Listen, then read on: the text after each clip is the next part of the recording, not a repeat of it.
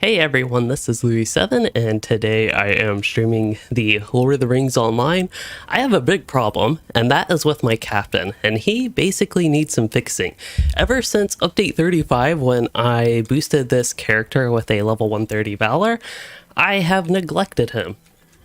And I don't know, I just want to pick back up with this character, get him actually set up for level 130, and play around with him with the landscape difficulty and the captain revamp, which I know came out quite a while ago. I actually looked back for a video that I'm doing, and I think update 35 came out in the end of, I was going to say March, but I actually think it was it March? 3 months? Yeah, I think it would have been March, which is very crazy to me that it came out that long ago, and that both the captain and warden revamps have been out for that long. But I have a lot to do on this character. Unfortunately, the stream, just so many things causing delays. I was hoping to even do it like 2 hours ago. It's 8 o'clock my time, so I was hoping for like 6 p.m. to start the stream. And I thought I was being pessimistic with an original scheduled start time for 7 o'clock. Yet here we are at 8 o'clock. So hopefully I can still get just about everything done, but the big goal for today is to actually get this character fully set up. A lot of my trait choices and the such were just playing around with the captain revamp and testing a few different things. I honestly don't remember where I got settled with this build. For all I know, it could actually be a pretty good build at this point. And similarly, I wouldn't mind trying to spec out a blue line. The problem is just the reality with me trying to play heal specs is I just like don't really get into the situations where I actually ever need to play a heal spec without actually having a character at the level cap. So it's really hard for me to get healing gameplay below the level cap, unfortunately. But that is one thing I wouldn't mind, at least setting that up as well. Now, this captain's going to be a bit odd with his allies, at least the way I am planning it, and that I'm planning on just doing 2 legendary items. It's the same way I do basically all my characters. I think my Runekeeper, I technically have 4 allies on, which are in a kind of odd state, but that is my big goal for today, getting that and my clash trait set up, as well as testing out the landscape difficulty both before and after setting up the allies. And then one more thing, as I'm looking at my inventory that I'm reminded of, last I checked, high elf animations with a halberd on a captain specifically are, in my opinion, quite terrible for some reason. They just feel completely off. And the way I've always described it is like my character just doesn't actually know how to use a halberd. And I don't know if the captain revamp would have changed anything with that. I don't remember there being any notes on animations, which is actually one of the problems I wouldn't even call it a problem, but one of the things I didn't like as much about the captain was, compared to a lot of other classes, they had, say, slower animations, and your attack speed in LOTRO is basically limited by animations, not a global cooldown like a lot of other games. But anyway, that is one thing that I did want to check. Also, I have tons of enhancement runes, so that's all going to be from the Valars. I kind of forgot they gave you that many. That's kind of crazy. It is true, to have a really well kitted out legendary item though, or set of allies, you need a ton of enhancement runes. But I think one of the easy ways to check out the halberd is I conveniently have a halberd right here and just see the animations. Yeah, that animation. That is one that I just don't like. Gallant Display is kind of okay with it, but I don't know. What do you all think? And hello to SG Say Plus. It's about time for me to get to the captain. And Riff Magos, thank you for being a channel member. 12 months, that means 1 year. That is 1 whole year of support. That's crazy. I do appreciate that. And hello, Jeffer Britt as well. But yeah, if y'all have any thoughts on the animations here, please do let me know. But it's that particular animation. I see it with Defensive Strike and Blade of Elendil there. It's a fancy animation. I will give them that. Gallant Display, if I remember correctly, I also prefer that on a sword. I need a 2-handed sword here to compare, but I think they're all 1-handed that I have. That's another thing that I wanted to kind of fix up. And I think it shares animations for anybody curious with axes and hammers. So this would also, yeah, I really don't like the Shadows Lament. And it's really unfortunate. I don't know if it's an issue just with High Elves, because I don't remember being annoyed by the animations when I played my Race of Man captain, because that's what I had before they became the High Elf race came out.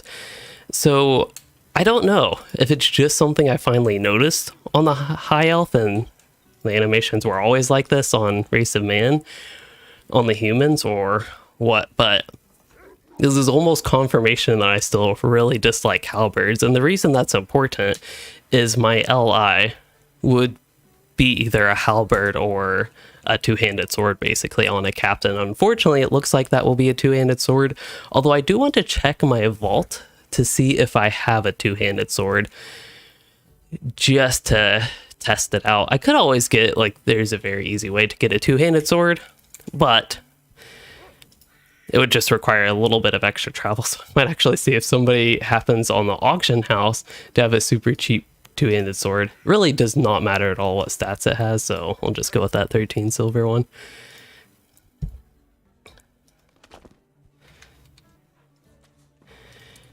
And see what the animations are like in comparison. Okay, Gallant Display. See, that already just feels smoother to me. And then defensive. Okay, defensive strike is actually the same animation. I do like, for some reason, I'm kind of liking pressing attack more. Yeah, Blade of Elendil has that. I don't know, maybe it's just more natural looking with the two-handed sword. How about Shadow's Lament?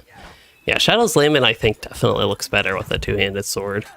And again, this is all, I hope, obviously subjective. Some people might actually like the halberd and two-handed axe, two-handed hammer, and whatever else captains can use. I think they can actually use all the two-handers, but you know, some people might like those. Good confirmation for me to see what I do and do not like. I actually kind of like a lot of the one-handed animations, if I remember correctly, but if I'm going to play this character primarily to level him up, I at least want to start with a two-handed LI. That's actually, that is a good consideration, is building out 3 LIs for this captain. Maybe that's something we could do at level 140 or 150 in the future with the expansion.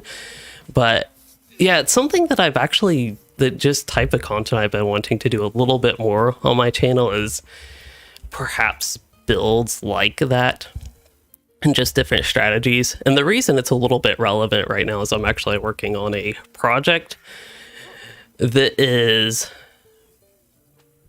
a very big project that is between my class guide and my leveling guide.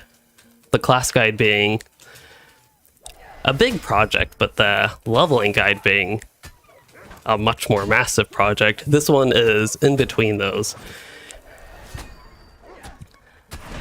Oh yeah, I want to switch back to the halberd now that I use the sword. Oops. But Joel, you are... Oh, Riftmongos missed your message. But Joel, you have a question about LOTRO burnout. Sometimes I do get LOTRO burnout. And then, does halberd give a class damage boost, or is the racial trait more important? 5% is... I believe it equals... probably depends on class, but probably does not actually mean that you get 5% more total damage output. So it looks like the two-handed weapon damage applies to everything, and I am not 100% familiar with the captain enough to know if they have a passive for halberds. It looks like, yes, they do have 5% halberd damage, so you'd actually be pretty equal using a halberd versus two-handed sword. So it looks like for captains, as far as I can tell here, it doesn't matter between the two, assuming the animation speeds are the same. Anyway, one more try with the halberd, because if it weren't for the animations, I would much prefer a halberd, just based on the looks of it and uniqueness of it. It's the only... Captains are the only class that can use halberds, technically. Other classes can actually cosmetically equip halberds, as long as they do share the animation of whatever weapon you're trying to use. So I think for a while there, I think my Guardian actually had a halberd on him. But now my new Guardian, I prefer the Great Hammer that I have. Good job, cat.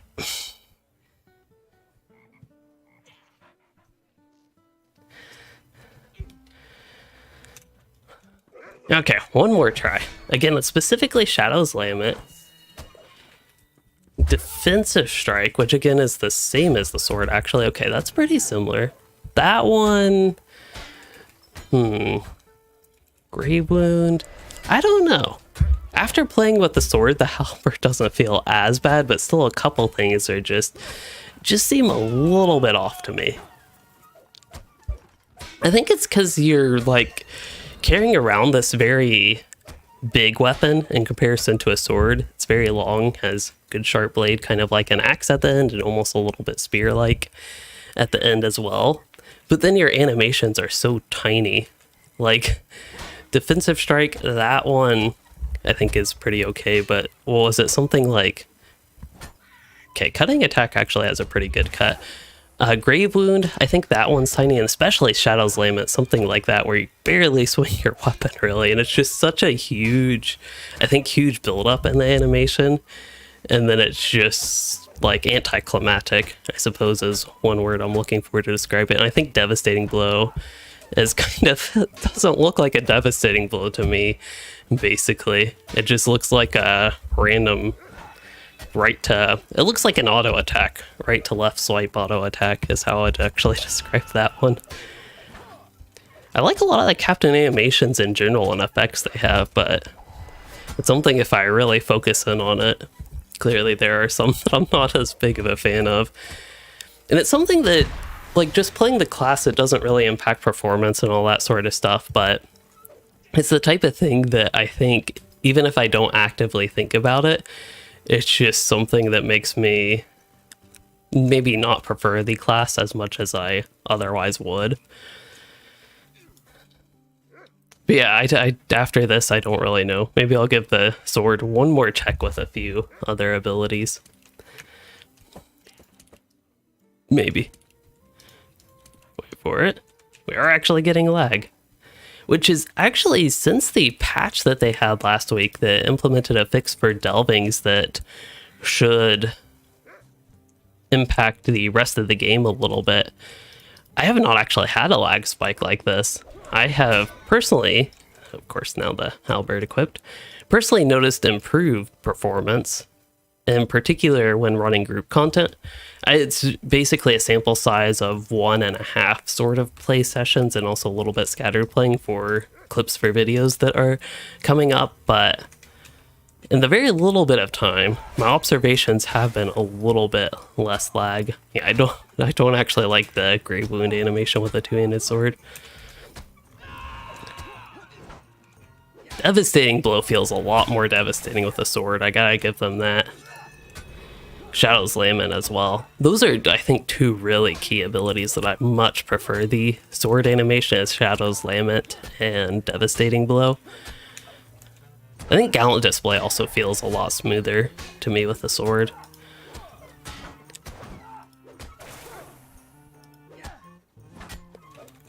Yeah, I think I'm gonna go with sword. Maybe I should do a poll to see what people think. But I think for me, I'm going to go sword. Which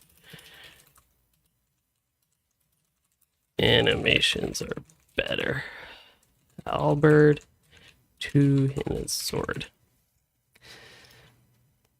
And then while we're here, just because I'm curious, we can go back to add an axe equipped, which I guess shares animations with swords for captains because it's cosmetically a sword right now. If you are curious, this is what one-handed weapon would look like with all these. It's actually pretty similar, I would say, to the two-handed sword. Wow, this weapon, you can see the training dummies are actually dying. This weapon's actually kind of good. That means, I think it's a level 130 one-hander. It's not an LI, but sort of base weapon.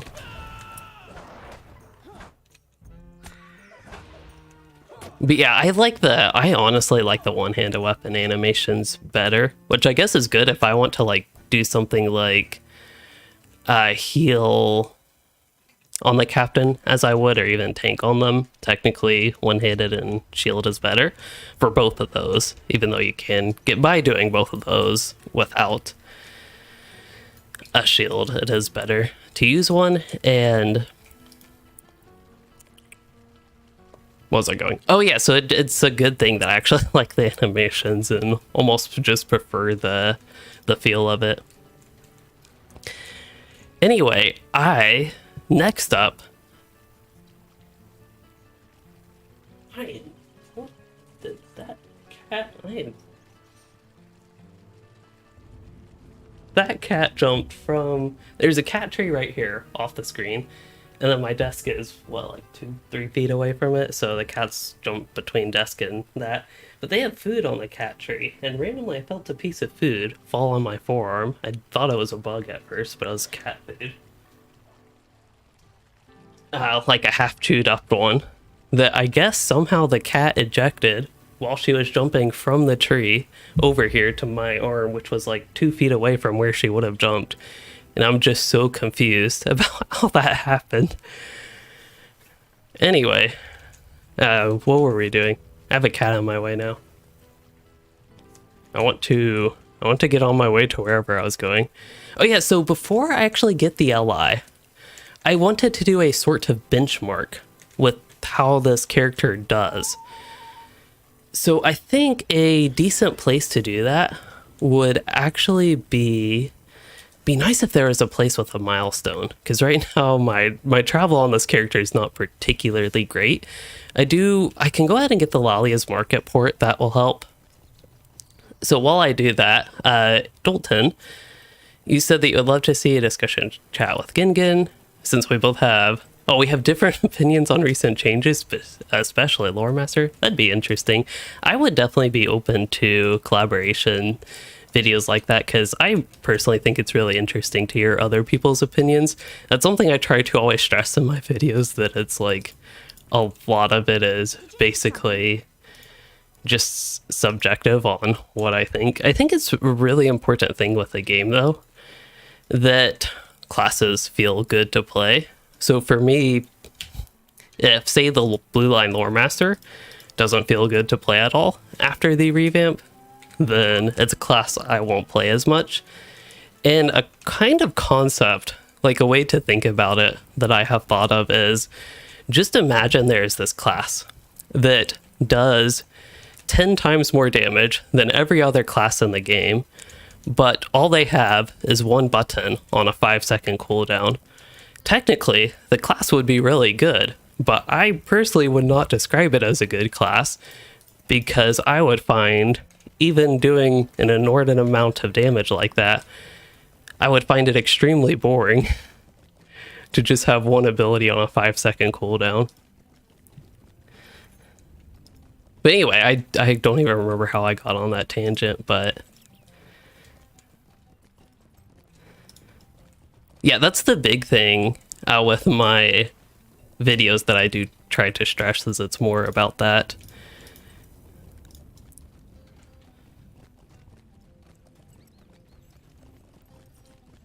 Especially with Lore Master, it's really true. The more and more I've thought about their proposed changes for the Lore Master, the less and less that I've liked them. Because it's, especially with it being mutually exclusive with the Redline Captain, again, it's something that I think I even mentioned in the video could totally make sense for balance, but it is also something that...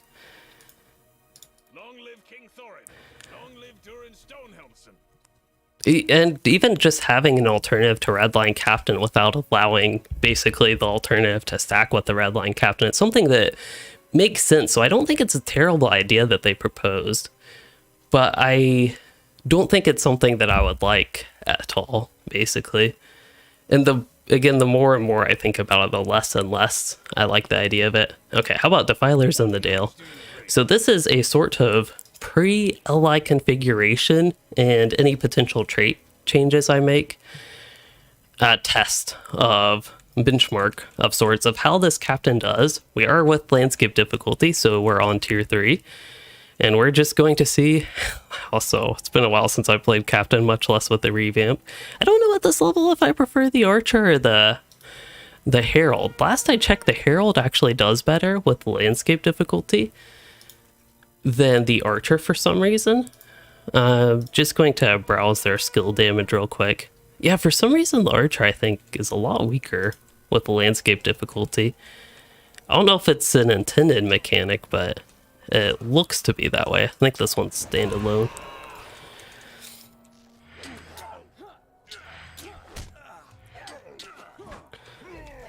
Here I go having to remember how to play Redline Captain. I think Sure Strike is the one. Like, I think the core of the gameplay loop is pretty similar to before, but you have a lot more different self-buffing abilities. Like this one, which gives damage. And it looks like defensive buff. This one also gives a big damage boost. My biggest struggle, though, with a captain has been survivability, which could just entirely be based on the way I am playing it, but I guess that would be if I had a concern. That would be my concern with the changes here. And I think for solo gameplay, it probably doesn't matter too much that I stay in battled hardened state. It does give me crit damage and does give me quite a defensive boost, so I guess that's something I mean, in an ideal gameplay loop, I would stay in both battle readied and battle hardened. We'll have to... This is the type of class that would just take me a little while to play to actually get used to the general flow, especially now that they've added or changed the abilities and the way that they work with the battle states. Okay, archers. I'm also not using my corruption removal. There we go. Do I have any self-heal? Again, that's a big thing that I've just found. I think this one heals me for quite a bit. Not enough, though. So Bella, you said you love the halberd. Right now it's a 50-50 split for people that like halberd and two-handed sword. Okay, what did we have out last time? Archer? Let's try this guy. And then I gotta remember, why do I have these abilities organized this way? I also really need to look over the abilities again and see what actually does what in terms of damage. Because I think the biggest oddball to me right now is actually Shadow's Lament. And basically where that fits in while trying to maintain battle states and all that sort of stuff at the same time. Also, perhaps a little bit higher priority on the bleeds would be a good thing. I know they're quite strong now. And they'll only get stronger when I get that Lies as a little bit of a spoiler. But yeah, I think I have a good general idea how this captain is playing for the one-handed sword pre-LI configuration. So what I'm hoping is a very easily noticeable difference. That's basically the goal. So I'm going to use to have two maps from the Valar that actually maps the tracery archive, so that'll be perfect here. Tello, Lord Yeti, and Ed Evans. Oh, for that ability fill as AoE damage, you might go for it. It could be. Same concept would apply either way. Oh, you have not seen 6 of your kinmates from France. You hope they are safe. Is there something going on in France that I don't know about? Okay, so the first thing... Actually, this is not the first thing. I should have been just given legendary items, actually. So it looks like all the heraldries and stuff, all that's set specifically to level 130, so I can't wait for 131 to use it, or 141. So it looks like with legendary item box, I'm guessing... Oh, you do actually get 3 of those. Okay. The real question... Oh, very, very bad riots. Yeah, I haven't heard anything about that, but I maybe have been living under a rock. But yeah, I didn't know that I would actually get 3 legendary item boxes here. Looks like I didn't get 4, but I did get 3. So the question is... Oh, it's for the bridle, which I don't really care at all about. Okay, that's fine. Although that would be a nice start with a bridle. I just I'm not going to care to select that. I'm going to use these on stuff that I'd actually like. So the real question is spear versus sword. I don't know if I want to start another poll for that one, but spear versus sword. I really like spears, but I don't know if they have any animation issues with the captain.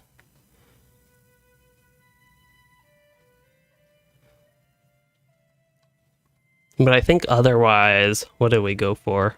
Definitely not a club. I think I am going to go with greatsword, it looked like.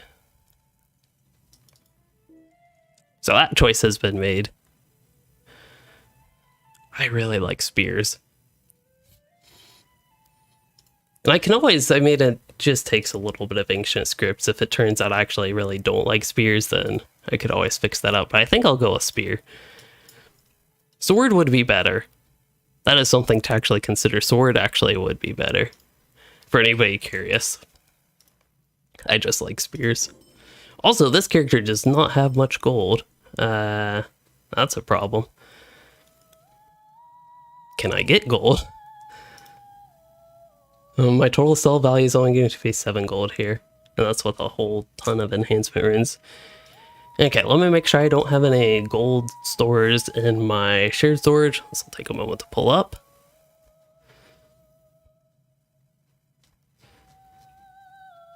I don't think that I do. Yeah, I'm not seeing any. Alright, need to log into an alt, send this character some gold.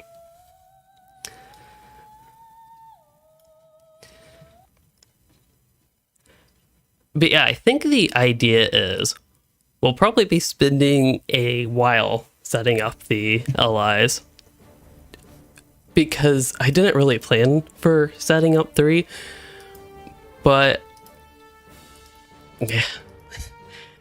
See, the thing is, I'm questioning if I really want to go through that effort, because it would take quite a bit of planning to see what would actually work and what would work for this, in this case, a level 130 character. Especially as we are heading into the next expansion anyway, in a few months, where I need to replace all traceries with level 131. Not 131, 141 traceries. And on top of that, 131 traceries for that matter, because this character is level 130. But I think the real goal at this point would be 141 traceries when the expansion launches. But anyway, short version of all that is I think I will just do 2 allies and not worry about the 3rd one. Here, we can log into my warden. I've always thought it would be fun to have a 2-handed spear class, but that's basically what halberds are. 2-handed spears. Yeah, allies are definitely a bit of a chore, especially if you play multiple specs on your character. Wow, this character's here as well. But yeah, especially if you do play multiple characters. What was that character's name? I actually don't know. Was that Lego? I hope so. That's who I'm sending gold to. Can have 83. I don't know why 83, but...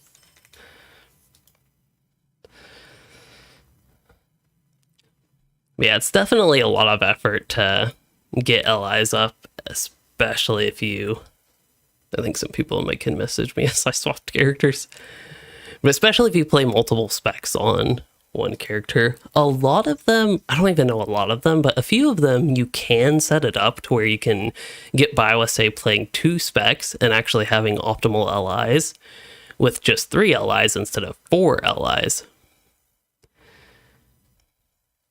I think Warden is actually a good example. If I remember correctly, I did a pretty good job actually setting up his allies for hybrid and tank with only 2 allies, but I think in the next expansion with Umbar, I will try to set up 3 allies, and the way I was looking at it is with the Word of Power traceries, I could use 2 of those that are okay-ish.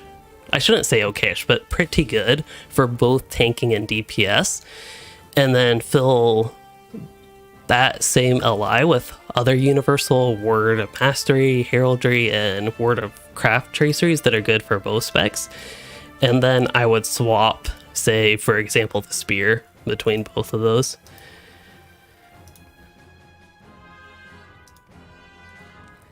Actually, I don't know if it would be the spirits, whichever ally has 2 Word of Powers. But I think that would be the tentative strategy with the Warden moving forward. And yeah, the interface does not help. I definitely agree that makes it take more effort than I think it otherwise should. There's also the complication, which I don't want to say at all that it's a bad thing that you can craft traceries. And even the heraldic traceries that you can craft, they're the same as the non-crafted versions, except they apply to certain set bonuses. So like there's the crafted heraldry of the serpent, for example, but it just has an extra set bonus. Otherwise, it's the exact same. But there are special Word of Craft traceries that you can craft that are different at all from the regular ones you can barter and loot. So I think that's just another thing that adds. Oh, this is the right character. Is this character in the kin? He sure is.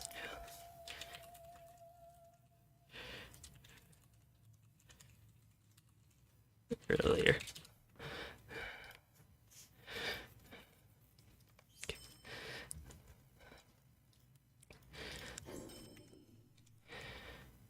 So yeah, I'll just go with the greatsword and the, what is that, an emblem? Is that what captains have? Yes. And then I did just reforge them. Okay, we're set on that. So I actually don't know for a level 130 character how many traceries you have. I don't actually remember if it's the same as a say 140 character. So it looks like there are 6 and 6 plus 2. Yeah, it looks like they're actually the same as 140 at first glance there. So we're going to get 2 heraldries. I think heraldries are the simplest. Actually, I don't need to barter. I gotta remember, they give me all this stuff in the Valar package, so I don't actually need to barter. So focusing first, I want to get the heraldries, which I think are separate here. So first heraldry selection box, and I think we want the defensive one. Yeah, defensive might, so I'll get 2 heraldries of the Ox. The reason for that, anybody curious, is it's just more efficient stat, more stat value from the defensive ones than the offensive ones. And based on my experience in the mission on tier 3, is that this character can use all the survivability he can get. So that should be quite the boost in stats. I think it's only when you apply enhancement runes that you need to unequip and re-equip. But yeah, if anybody doesn't know, your stats, when you use an enhancement rune, the stats don't actually apply until you unequip and re-equip. So if I use all these enhancement runes, the stats will go up, but my character's stats don't actually go up. The way to actually get them to apply is unequip and re-equip. Anyway, that aside, we got the 2 heraldries. All right. And then I think words of power. I don't even know what I want with those. Wow, why do I have like 10 words of power boxes? Okay. So for captain, again, yeah, here's damage over time. Where's damage over time criticals? Does this just not actually have everything?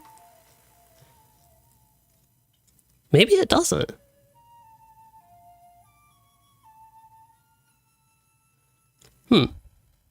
Either way, I think I'll go with 1 damage over time. And yeah, there's no damage over time criticals. I thought that was a tracery. There's also like single target criticals, AoE criticals, but these all appear to be the same and not actually have all of the traceries. That's kind of strange. I don't know if that's intended, but if I just go here, we would be getting level 121. Yeah, there's like damage over time criticals here. So I will use what they give me, but that means this probably will not be a fully optimal build here. Single target attack damage, I'll take that. That's really unfortunate though. For AoEs, I think I have this guy, Gallant Display. Those are both 5 targets. And then Routing Cry. I mean, at this point, if I were going for DPS, that's like the only other option here. We got the 2 other DPS ones, and then we'll get this one. And then the other ones would be AoE target count. If I'm going to get 5 total, it'll be AoE target count and probably base morale multiplier. because they don't give me the other ones that I actually would use. And then it looks like a couple Word of Craft. Where are Word of Mastery? Does the Valar not give you Word of Mastery traceries? I didn't already open these and they're in my vault, are they? Relics, don't need those. I think I'd probably be able to disenchant those. That's how I'd guess that works.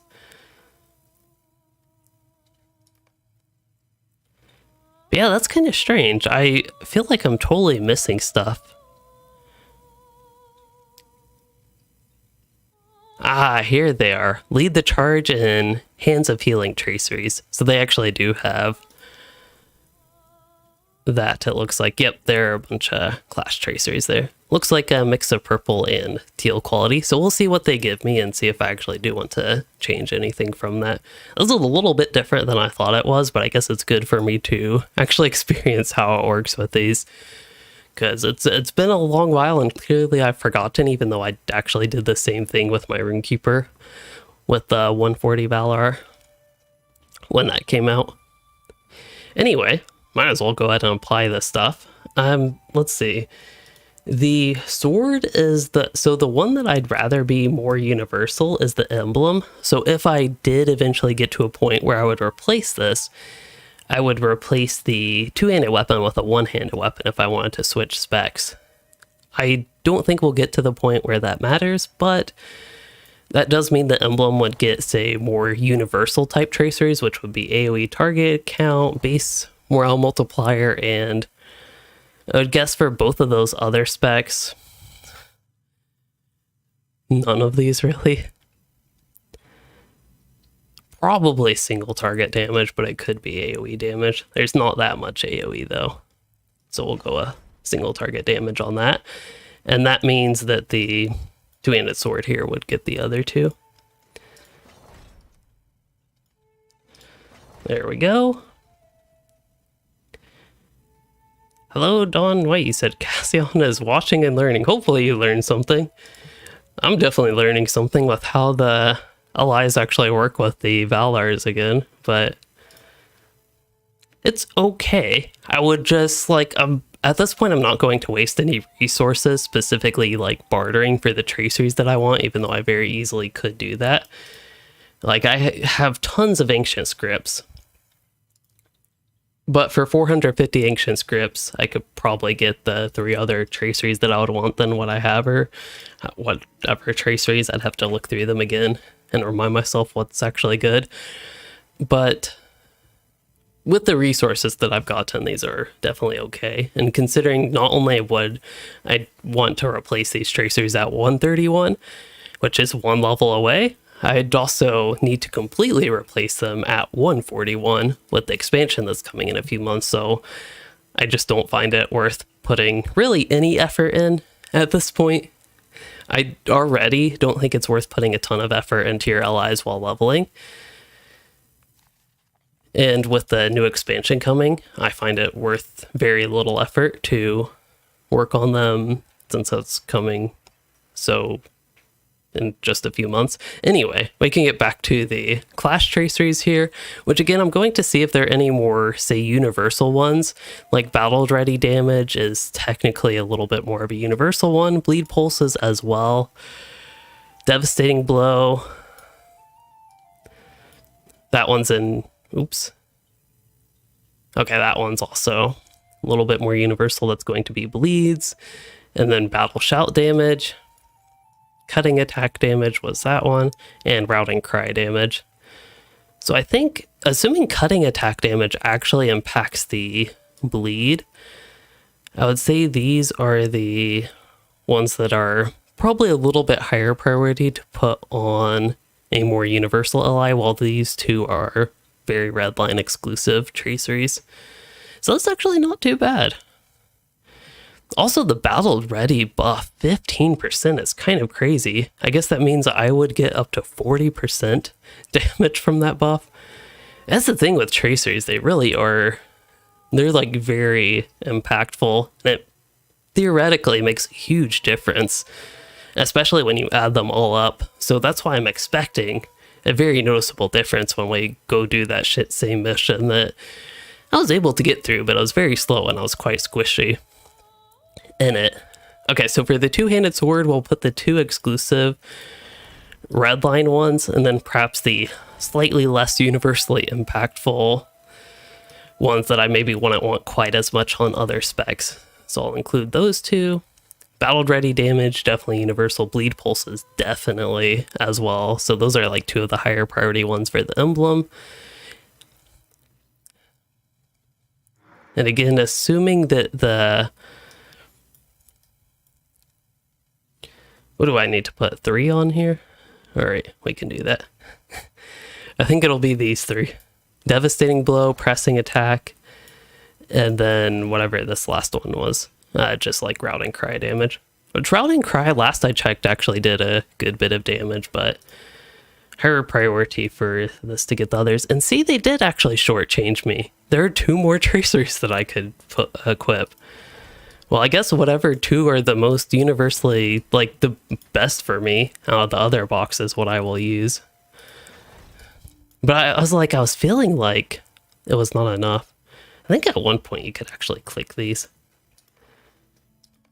Oh, it worked. It is a little bit faster, but that always bothered me with the new system for some reason.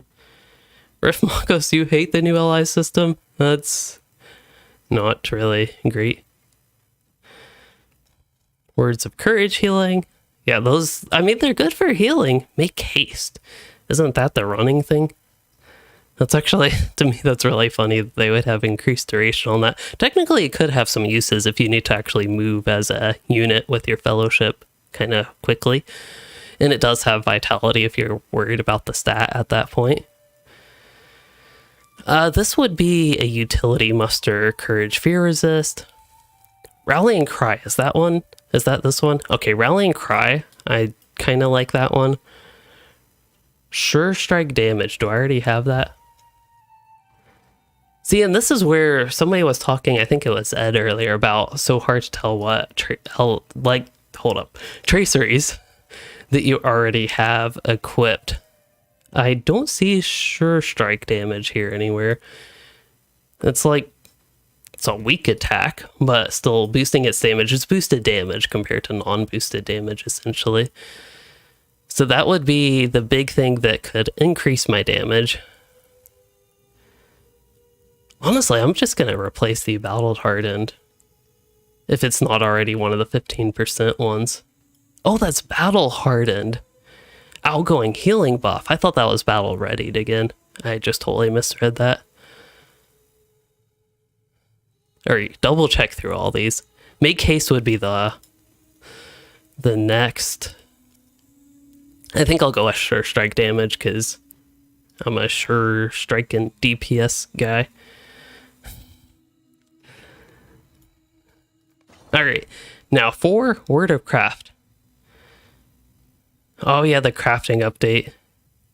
I am really looking forward for crafting updates, especially with the expansion. I honestly don't care too much about a crafting update before the expansion, maybe to get people used to it, but I really hope that they're not focusing on crafting for the level 140 cap. I don't think it'd be bad if they just adjust crafting for not only 140, but also the levels below it with whatever sort of crafting overhauls that they have planned, but I hope that they're maybe more so focused on, from more of an end game perspective, on the Umbar expansion experience. All right, Word of Craft. We still have Words of Power. Okay, let's do Words of Craft. What do we want? Tactical mitigation, incoming healing modifier, outgoing healing modifier. Don't want them powered blades. It doesn't have anything for us. Probably Ascendant Light to get the light type damage. Yeah.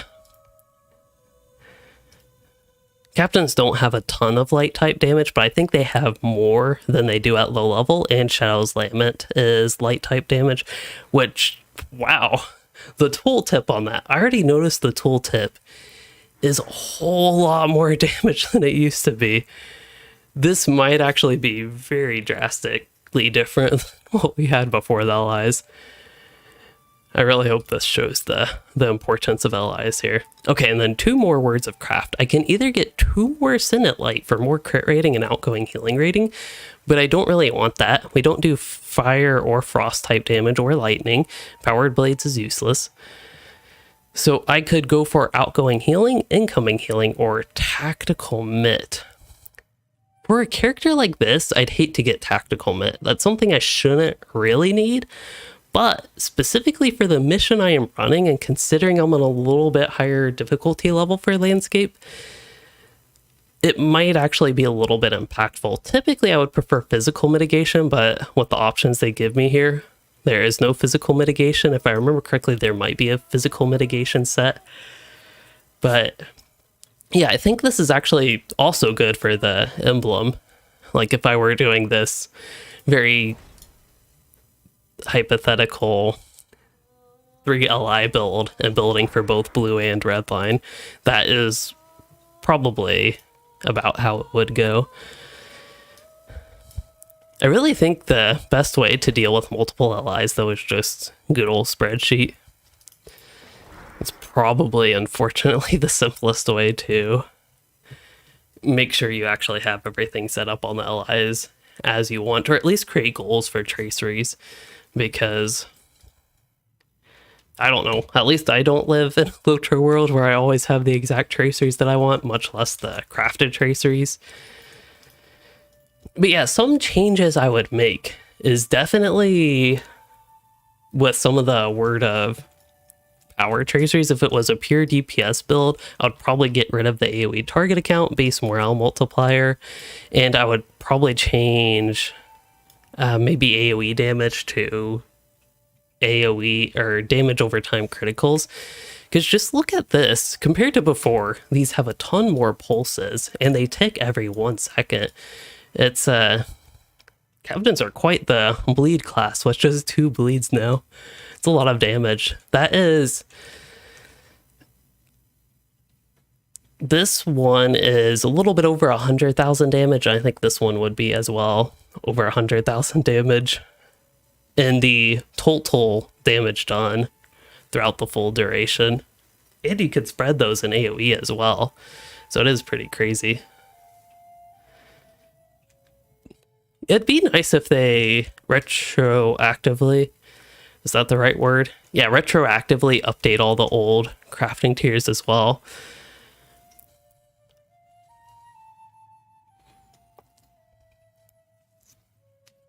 For me, one of the biggest things with the LI system, though, that I was really hoping they would implement is catch-up mechanics. I think enhancement runes are actually a perfect way to, I don't know perfect, but a decent way to implement a catch-up mechanic. Like, for example, if you have a gold enhancement rune, or teal enhancement rune, if I just use that on this heraldry, it would automatically move it to, say, item level, not necessarily 440, but maybe like 430, a tier below that, which is what the purples are. Yeah, you can swap easily to different specs with allies. You just have to build them up and use enhancement runes and all that sort of stuff. But that's one of the big things. As much as I might criticize the later parts of the new ally system, I really do like that it's very easy to get like super simple baseline allies like this that are decent enough for most situations, at least as a starting point. Anyway, let's play the enhancement rune game. Basically, I'm going to enhance. I believe they give you enough resources to enhance everything, but it actually maybe doesn't look like it. So I'm going to focus on physical mastery and vitality for now. That's what I'm anticipating I need stat-wise. Yeah, that's probably a good choice for now. And then anything else can be dumped into critical rating, presumably. My finesse is a bit low. I don't think I've done virtues on this character. Yeah, I have not done virtues on this character. If it were a virtue boost weekend, we could actually consider that. I do have a whole bunch of virtue boosters, but I'd rather wait until there's a bonus weekend to use those. Oh, that is the two-handed sword.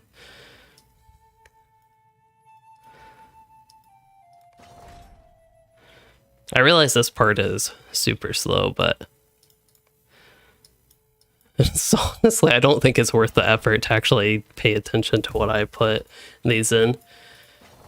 I'm just trying to pretend that I am making some optimal choices.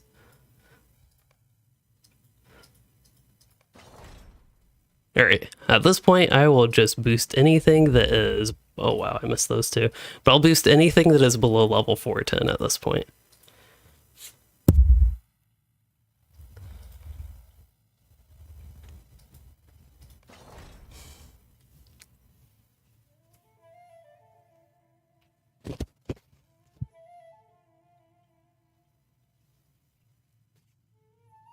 Kind of thought about that afterward, that you all might be wondering why I randomly smacked the microphone, and that's because there was an at on it.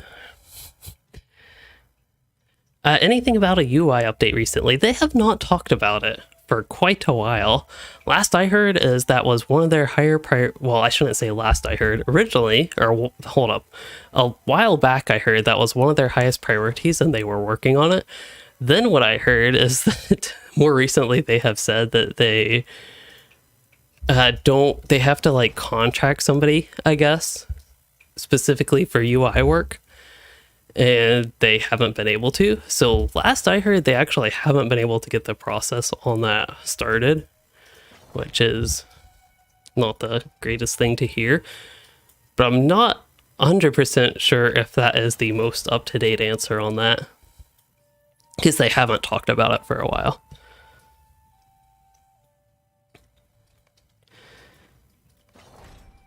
Super excited to play this character now, but if I have all these enhancement runes, this is better than letting them go to a vendor for a few silvers.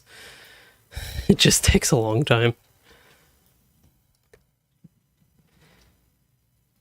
Yeah, new store UI coming soon, and new launcher. I don't know about soon, hopefully soon. But I guess it also depends on what you think of soon. My hope for the launcher is within the next 2 years, like realistic hope. It's entirely possible that it could be next year. That's what to me, that's what Standing Stone Games sounded like, but they never explicitly mention, yeah, we're trying for 2 years to have that. Or not for 2 years, for next year to have that. I'm distracted by applying these. It's a very slow process.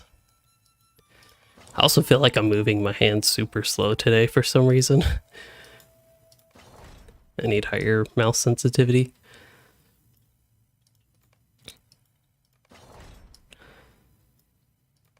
But hey, look at these huge stat jumps when you apply enhancement runes. They really are impactful and do add up. I think that's one of the big things that I have tried to talk about it a lot in my like general, I don't know about optimizing your time, but thinking about longer term progression for your character, while gear can be a great short-term gain to just boost your character's power level, virtue traits and traceries and enhancement runes are probably the most important long-term things to work on. Just because they add up to so much over time that it ends up outvaluing gear, and it can even influence like the essences that you use and the gear pieces that you end up using, because you can maybe more efficiently use certain essences. Okay, I think most of these are 430. Actually, I did miss a couple. That's another thing just with scrolling with this, if I had another random complaint, is it doesn't always work the best and easy to skip over something. Scrolling with the mouse wheel, I should specify, since y'all probably couldn't actually see how I was scrolling. I don't know, outgoing healing versus... Oh, crit rating.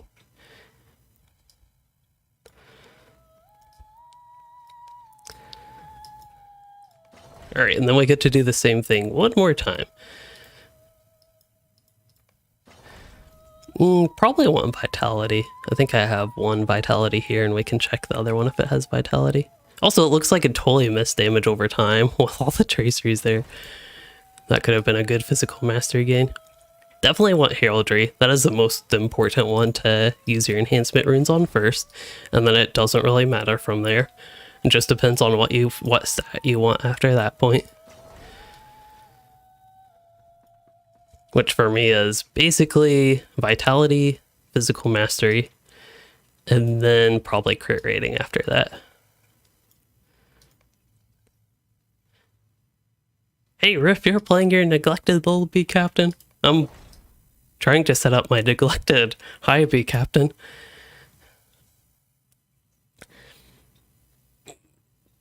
Soon TM, that is exactly right with the new UI.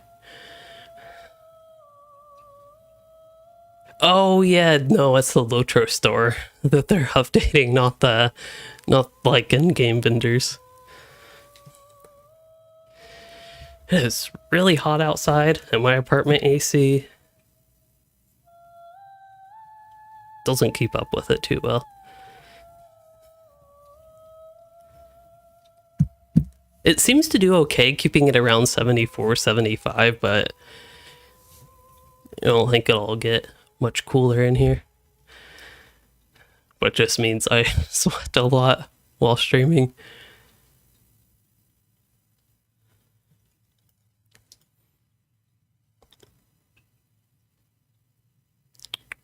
What was I doing? I made a cat throne. This is really random, but I saw it on the camera. I made a cat throne on my couch. The cats don't use it. They just prefer the regular blanket. And that's more so just pile of blankets in a cat bed. I have to find where to put them because the cats, I'll probably change this out. This is actually a towel in this basket. I'll probably change that to a blanket so I can have that towel back. And then I don't know about the cat bed. They don't like that one for some reason. Anyway, what was I doing? Oh yeah, I think I used all my enhancement runes. So do y'all want to see the huge stat jump that I should get just by slotting these? Okay, how about Battle Shout? That'll be our one ability. Also look at that, we do get the 40% damage boost. That's crazy. But from unequipping these and re-equipping these, I should get a pretty big stat jump. Yeah, I'm up to 313k morale. I think that was like 25k-ish. Extra morale. And then just the damage on... Okay, damage didn't go up that much. Damage went up a lot less than my morale. Because I think my health went up about 10%. Whereas this one... Not that much. But still, shows the importance of enhancement runes there. Yeah, so much wasted space in scrolling. I definitely agree. They really make sure they can fit in all the Mithril coin buttons, though. And the sad thing is, this is a whole lot better than it used to be when the first launched.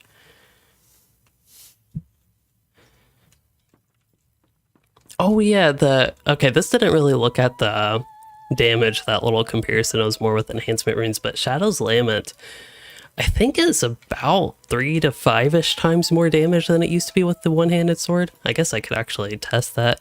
Although I still have... Yeah, so that's even with all the tracers from the emblem. If I unequip the emblem on top of that, this is... Oh man. That's what I used to have. Oh, that's Sure Strike. That's why it's so much less. I brought up the wrong ability. I didn't even notice that. This is what I used to have. So that's a solid 3.5-ish times better now. And then this is just with the emblem, but we should notice a difference. That is the short version of all this. Also, where'd my new sword go? There we go. Slight panic. Do I have any good two-handed swords in here? I think that's a one-handed sword. Type. Swords. That would be a no. Although, actually, throwing sword, that should be two-handed. That's Uro one-hand sword. There's throwing sword, two-handed sword, one-handed sword.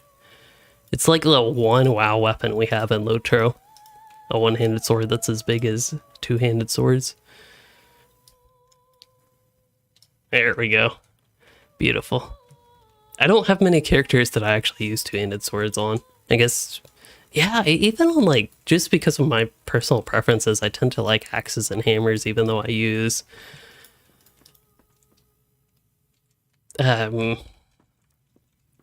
like use non-dwarf races. I mainly play elves, but I still like axes and hammers. Some hammers. Most hammers I don't like. One hammer I like, I should say. So I like axes and a particular hammer. And I do like halberds. I think that's one I maybe underutilized just because I don't pick that many up and I'm not as familiar with all the different halberd cosmetics. Yeah, giant shoulder pads would really help. Need to make as close to a WoW build as I can. Okay, after all that, I think we are ready to go back to Bree. I did want to double check with this character's traits, but I'm actually, if I'm remembering correctly, that I pretty much have everything basically full DPS in the red line. And then I have the important stuff in the blue line, which this is for solo. So that does not include revealing mark because I have noble mark instead, which I think is a little bit more better for healing, self heals. And then just the other stuff that say boost me up in the blue line. And then for the yellow line, I think the mark again. And then there's also bleed damage kind of randomly in the tank spec. And also for defensive, increased morale. I'm guessing future trait points. What do I get? Like 6 more? That would give me 3 that I could spend in another spec, which for a pure solo build, what would I put trait points in?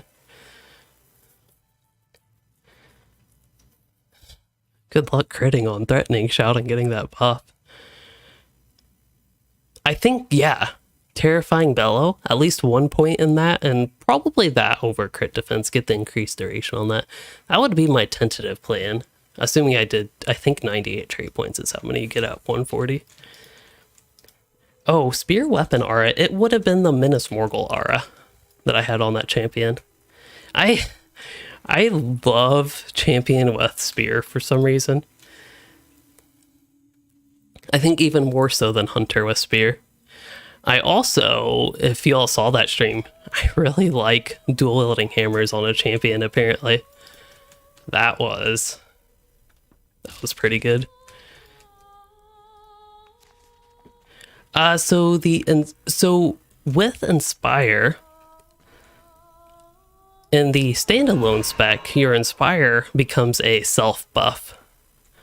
So if you were not using standalone, I would still use this ability, but it's just not as effective.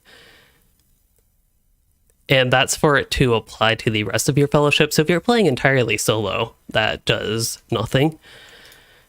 So that is why I don't pick that trait. If this is, to be very clear, not a group support captain build. This is very much a solo captain build. Okay. So we'll go back to the Defilers in the Dale. For this character, I might as well. I have tons of destiny points, and at this point, it's one of those characters that I just want to level up, so we'll get him some rested XP. Oops.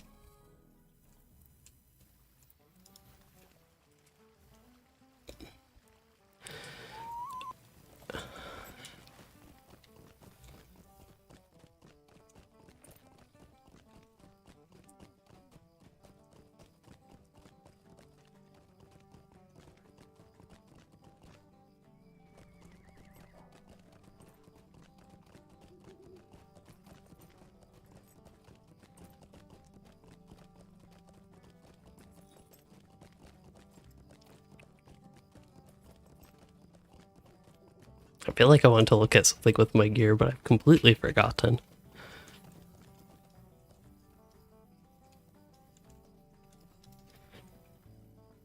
Alright, we were doing Erebor missions, I believe.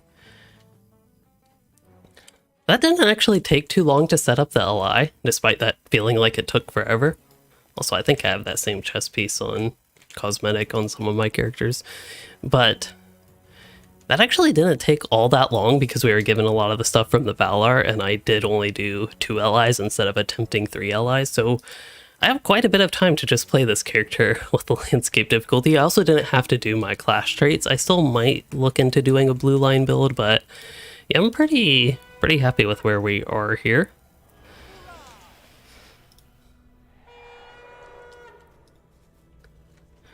And we will see if we notice a difference fighting a mob here. I already noticed a difference. Oh gosh, noticed a huge difference, to be honest. Wow, 200k crit. I think my max crit before probably would have been like 20k.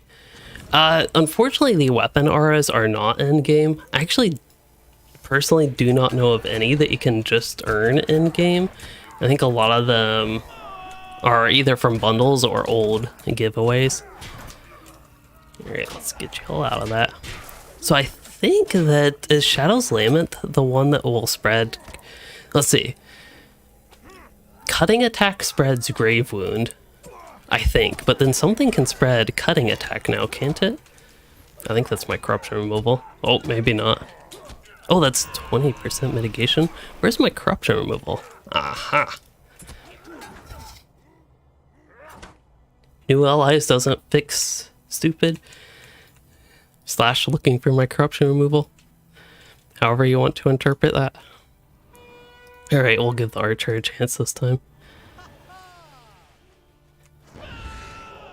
Yeah, I think one of the big things that I'm still, like, not 100% sure on is what to actually work on when solo. Like, creating a routine that makes sense with trying to maintain the battle states, but also not have my entire rotation determined by the battle states when I can more or less do something like that with the huge damage healers of Grave Wound and the other thing. If I want to heal here, 10k, that's not terrible from that. I also feel like I definitely overuse Gallant Display. And then even the Sure Strike buff, like that's a 45 second, it's only 5% damage. I actually thought it was a little bit more. So maybe that one's not the biggest deal to worry about. Battle Ready State is a huge buff though. That one is definitely very important to maintain here. I definitely need finesse. That's one of the bigger things I'm noticing right now as well. Okay, so I did want to look at my traits before I forget again. Cutting attack, okay. This one, Grave Wound spreads cutting attack, but then Shadow's Lament will spread Grave Wound. So let's try to see that in action. First, get battle readied. Second, try to get these mobs somewhat grouped up together. Come on. Alright, cutting attack, Grave Wound, and then Shadow's Lament there. And now this guy has one of those bleeds. Alright, I guess one of them didn't go off as well. Oh, and here we're running into the squishiness. Oh yeah, I don't have the routing cry stun. Oops. We're working on becoming better.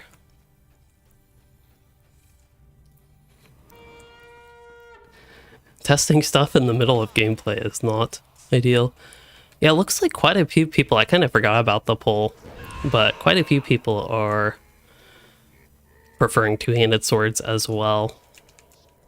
It's really unfortunate to me because I wish I actually liked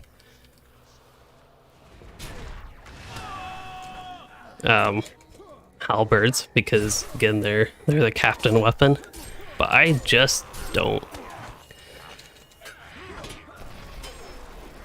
Hello? Oh. It also doesn't help when you totally misplace your hand on the keyboard.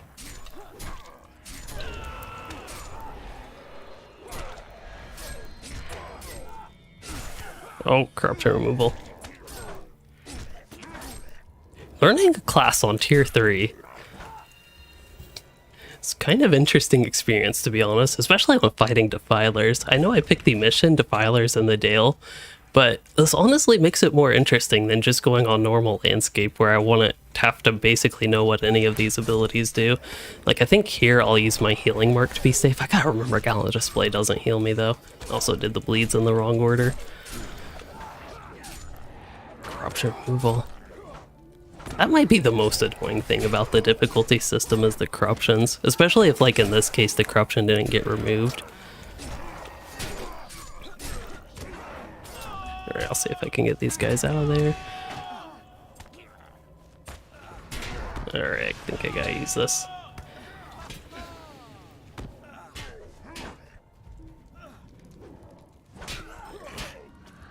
That was a good crit. Under 30k.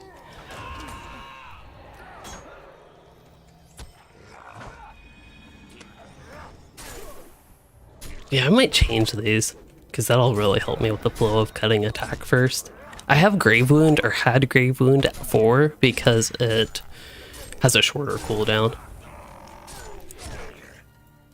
Okay, other thing that I did want to check. I forget what it was, actually. There was something I wanted to check with the traits.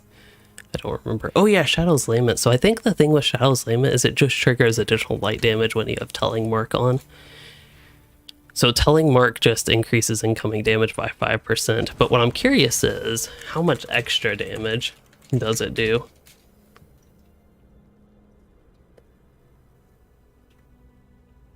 Oh yeah, I forgot dwarves can be captains now. Totally makes sense to me, but I forget all the new combinations even. Okay, so I just want to check how much does it proc? So I should see 3 damage numbers pop up. Let's see. Shadow's Lament, advantageous attack. So Shadow's Lament did 1 attack. That was a firecracker. So as far as I can tell, it didn't actually trigger any additional damage. Like, it did the perhaps light damage that it says there, but we'll try this again. He has a Telling Mark debuff. So yeah, it just did the normal 2 hits. Okay, maybe the tooltip's bugged. That we can test as well. So we'll see if Shadow's Lament does 2 attacks when...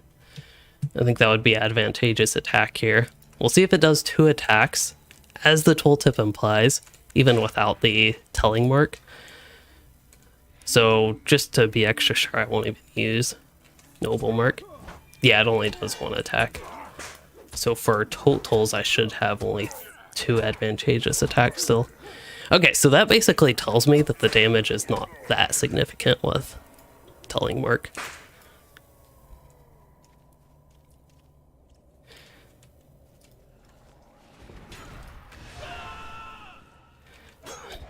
Oops.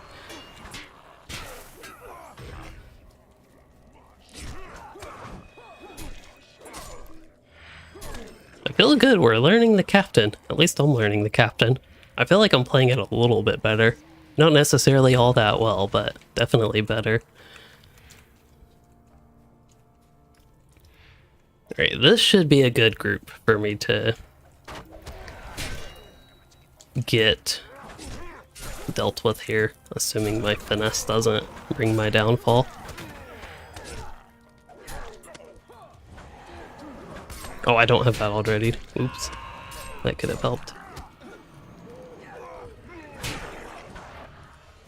There we go. That was a solid fight. On tier 3, I feel perfectly fine with being able to handle a group of 2 enemies, including 1 signature like that.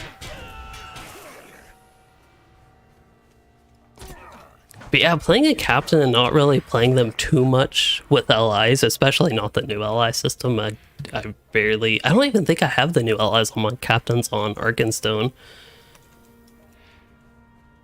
But yeah, playing them with the new allies really, I guess, emphasizes Battle Ready a little bit more than it is without allies, just because the difference is ginormous with the buff. Where it's, you know, already important to maintain battle ready, but it's just so much more important now.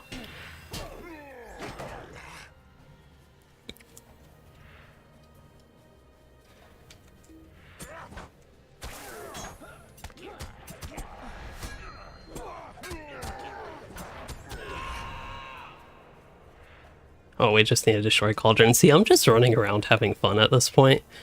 Not even bothering with what I need to do with the mission, which is destroy cauldrons. So we'll work on that. Maybe. Oh, these guys' dead bodies are showing, I see. I'm guessing that's related to a quest.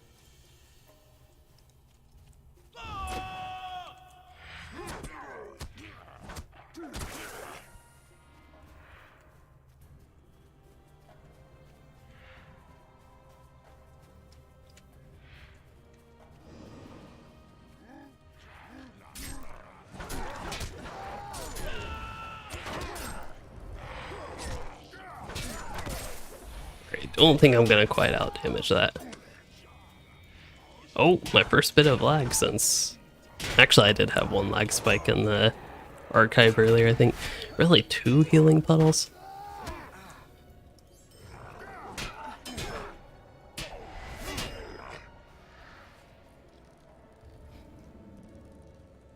Just gotta get used to the squishiness. I think it's something that's so ingrained in me that I'm used to captains being very not squishy, even in the old red line, and having maybe not a ton of self-heals, but having, I guess it was really mainly Rallying Cry, so not that much has changed for that.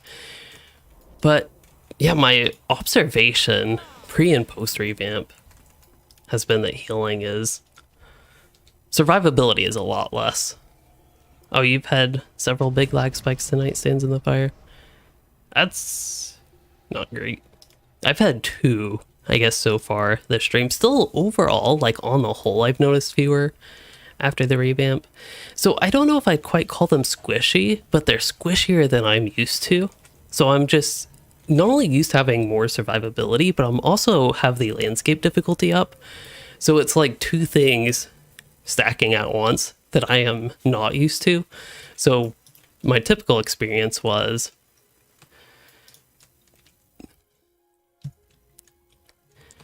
what was I saying?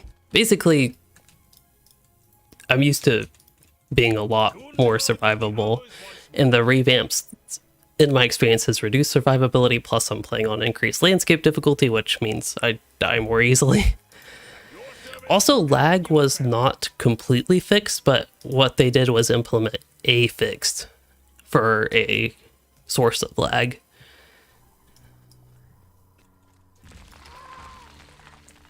So it was like a lag fix instead of lag being fixed. I realize the terminology kind of sucks there, but yeah. Okay, so we're doing cutting attack, grave wound. Oh, we're also doing battle ready. Can't forget about that. Then we're doing this guy. Then we're doing this guy. And then gallant display. And then hurry up and hit F3. Okay, that AoE is pretty satisfying even if grave wound didn't get properly spread. Someday, I need finesse on this character. It's such a weird thing for me to usually feel this badly at this high level, but I guess the Valar gear just doesn't cut it with finesse. Also, I could have better earrings. Where would those be?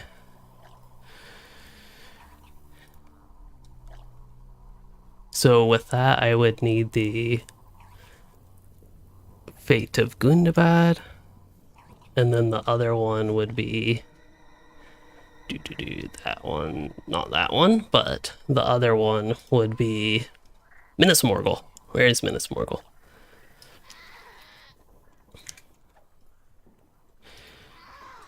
Sorry, my inventory was not messy enough. I'm used to having it more full, so we need to do that. Also, throwing sword with weapon auras. I don't think I've dealt with that too much. Let's see what we can get here.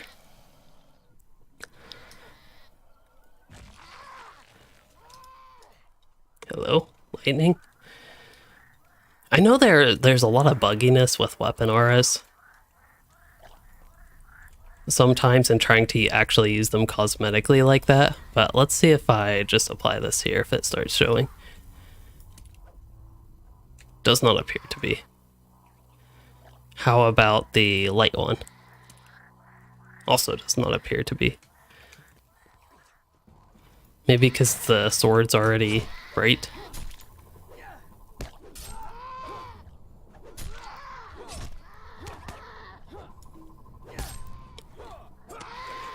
I have noticed improvements to lag, but I will say a couple lag spikes today, which is honestly a typical play session like this, especially since update 36 release. For some reason, I personally have experienced a lot more lag since update 36 released. It's definitely been less now. There we go. Got the bleed trifecta on a single mob. Beautiful.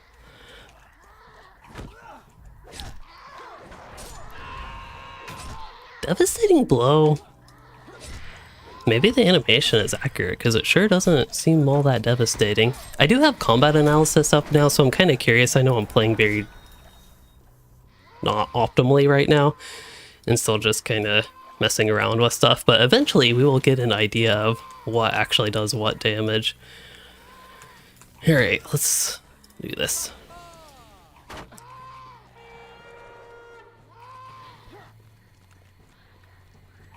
Yeah, the fight feel is definitely a lot better with a red captain, I agree. And the standalone stance as a whole. Despite my finesse being low here and causing issues, please don't get me wrong, come on. Oh. I definitely love the new Redline Captain, and that was almost a super satisfying AoE moment with the bleeds there, but I just kind of died. That's the thing though, with playing on landscape difficulty, it actually makes that type of thing challenging. Also, I thought we already killed this guy.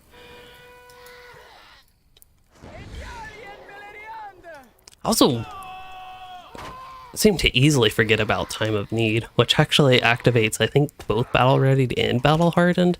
No, it's just a separate buff. Okay, there we go.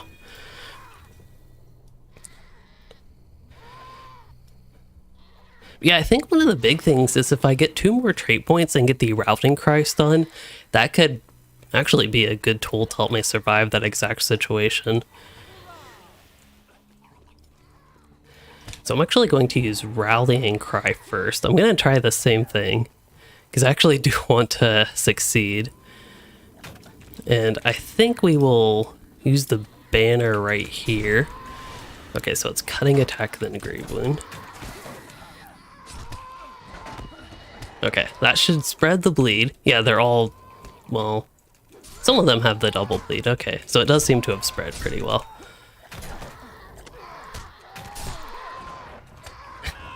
See, that's just something I haven't experienced with the Captain revamp, because this is my first time really seriously playing it, especially at high level. It's different than it used to be. Like, that type of AoE was not a thing before.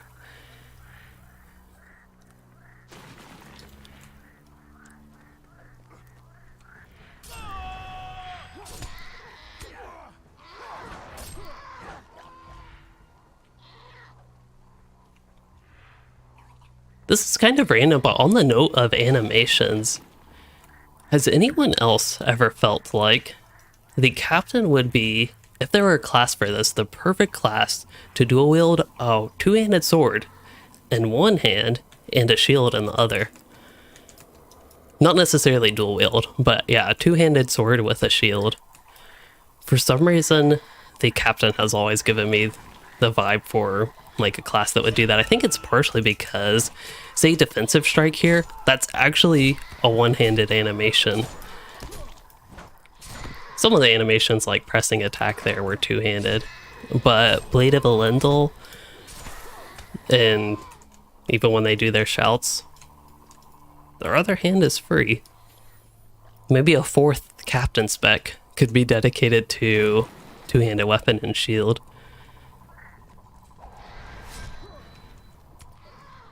Alright, where's the last burrow? Oh, we already got the last burrow. Let's rally. I'll even give a rallying cry for no reason at all, really. Hello? Oh, do I have to kill these guys? Is that the mechanic?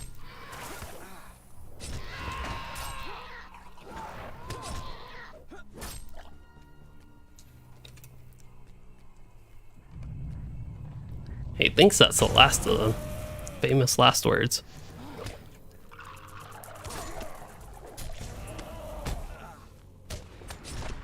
Alright, let's do stuff here.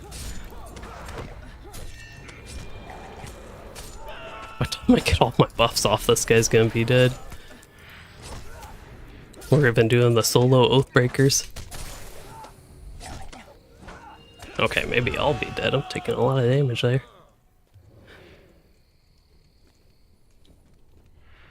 But yeah, I think it's an interesting balance, trying to balance which buffs are actually worth trying to maintain in solo combat versus just like doing damage. It's the type of concept that I have thought about for telling if like a buff is actually worth using. With something like 5% incoming damage, one way to think about an ability like that is that it's kind of like dealing 5% damage to the mob's health. It's not exactly that, it's maybe more like 4 point something percent, but that's a general idea you can apply to debuffs like that. I think it's a little bit more complicated with buffs, but if you do something like Battle Ready gives you plus 40% damage, that's probably going to have a even good short-term impact, whereas 5% damage isn't really that much. But if it moves you to the threshold of using one fewer skill throughout the entirety of combat, maybe, but then Sure Strike itself is already weak, so it's kind of hard for that to add up in the short duration fights that you get. Now, if you're in a longer duration fight, kind of like that Elite that I just had, that's when certain maybe weaker buffs like that could definitely be more worth the consideration.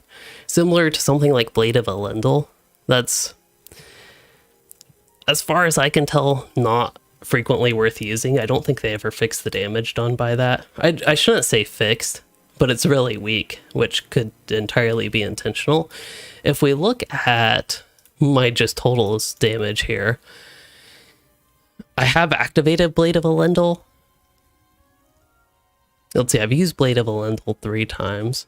Where's the light damage? Does it even do light damage anymore? Or is that just the old thing from the tooltip? I actually kind of forget, because I don't actually think it does the light damage anymore. I'm kind of reminded of that now. And it's basically either so weak that it doesn't even make the list, or it just doesn't exist. I think the latter is a lot more likely. Also, just because I like combat analysis, let's try to get this somewhere I can actually read it. Aha, there we go. Shadow's Lament has been my strongest ability. I've used Grave Wound a similar amount of times and it does quite a bit less damage. Cutting Attack, both of those have the bleeds though, so I have to factor that in. Gallant Display has had a lot of hits, but it is an AoE and double attack. Devastating Blow, that's actually done 102k on average, it looks like, so it's not that bad. I've only used it 4 times though. That's what we like to call small sample size. Yeah, that is one great thing with getting back into Battle Readied. By far the highest priority, it seems like, with Captain Gameplay, being in Battle Readied and following that, also being in Battle Hardened. But so far, I would say Battle Hardened is a little bit less worthy unless you are in a longer fight or really need the defenses. Again, the abilities that put you into Battle Hardened are not bad by any means, so it's not like a problem to go through that. It's just if you have something like, in my experience here, Shadow's Lament is a little bit stronger than even Devastating Blow. And Shadow's Lament also interacts with the spreading the bleeds, which are very strong as well. But then in AoE, you have Pressing Attack, which is really strong. And otherwise it's Gallant Display, which doesn't really interact with that. So I don't know, this is a fun discovery and kind of exactly how I was hoping this captain play session would go.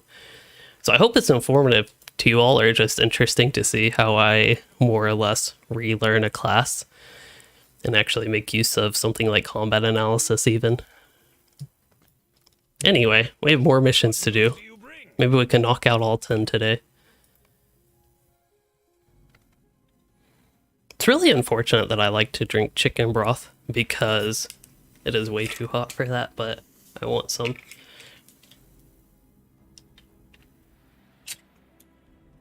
Not quite room temperature water, but it's not as cold as it once was. Unfortunately, I have no source of ice unless I just put like a bowl of water in the freezer.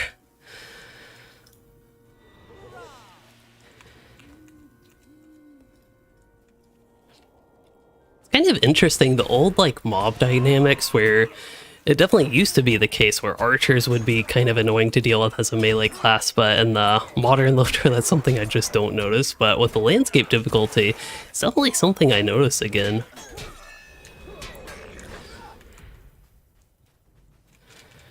It's even not the easiest to just chain pull like this.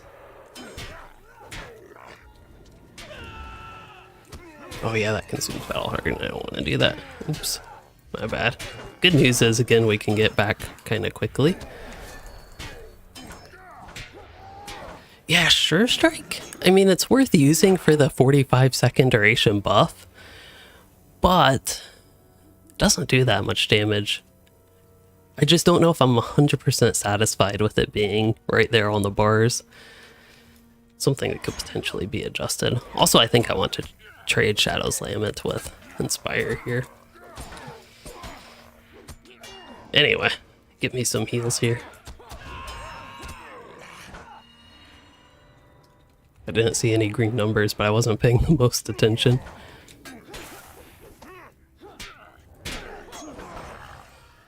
Oh, this orc tried to sneak himself to stay alive, whatever I'm trying to say.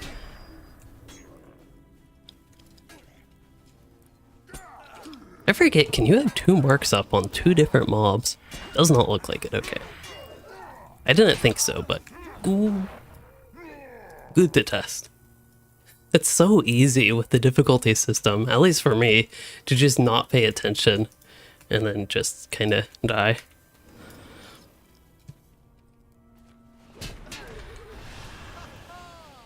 I guess I should have done that when I had my herald out. Ooh, well. Ah, standalone. That would help.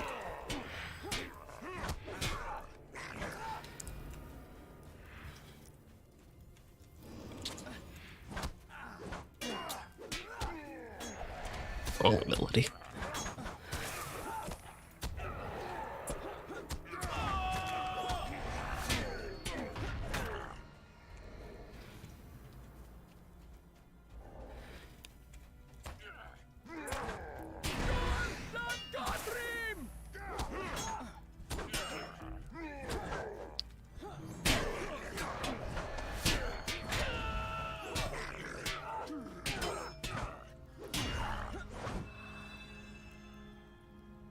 Captain's definitely fun.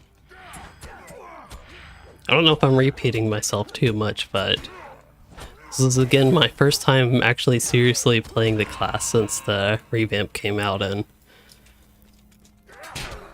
I'm definitely enjoying it. Redline especially more than I used to. I kind of forgot how much I used to not really enjoy Redline Captain, but it's just the type of thing that I'm enjoying a lot more. I also don't notice too much clunkiness with the, or slowness I should say. Maybe a little bit clunkiness with the animations, but just don't notice the slowness as I used to. I would use all my cooldowns, but we have a bigger boss on the other end despite all this dude's health. Also, I should still go in battle array state. Good practice.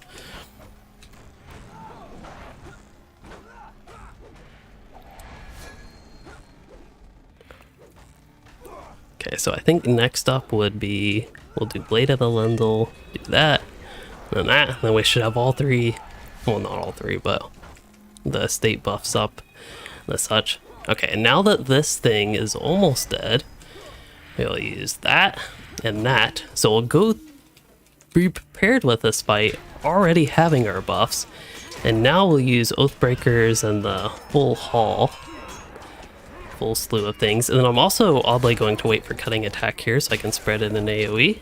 Shadow's Lament. This buff. Another thingy. We'll do defensive attack, get right back in. Do this thing.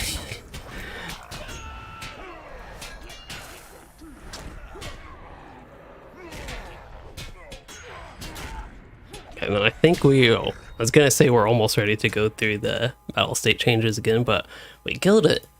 Let's see that fight. I feel like that was a pretty good fight. So what did most damage was actually Gallant Display, because it hit 12 targets, meaning that with the AoE it just hit a lot. I only used one Shadow's Lament, really. I know it has a 20-second cooldown, but I'm kind of surprised. Otherwise, cutting attack bleed, so that really does show the bleeds are strong. I'm more impressed with the AoE with Gallant Display and pressing attack, actually, than I expected to be. Inspire, a couple hits there with that did pretty decent damage, and of course, big thing with that is 20% damage buff.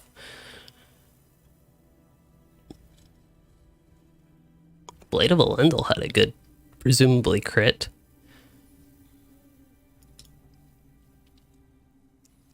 Yeah, that was a crit. So yeah, kind of interesting stuff, at least to me.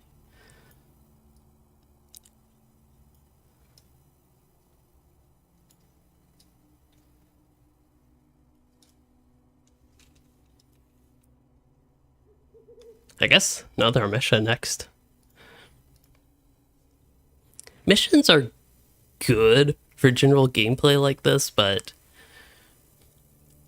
I kind of feel like I don't have anything I'm progressing towards on this character. Maybe completing like the 10 missions, but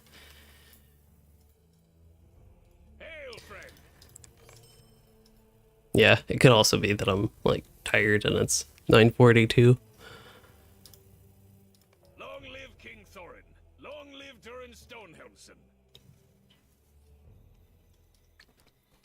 Oh, what is this one? Oh, just defeating worm. See, this is a nice simple mission.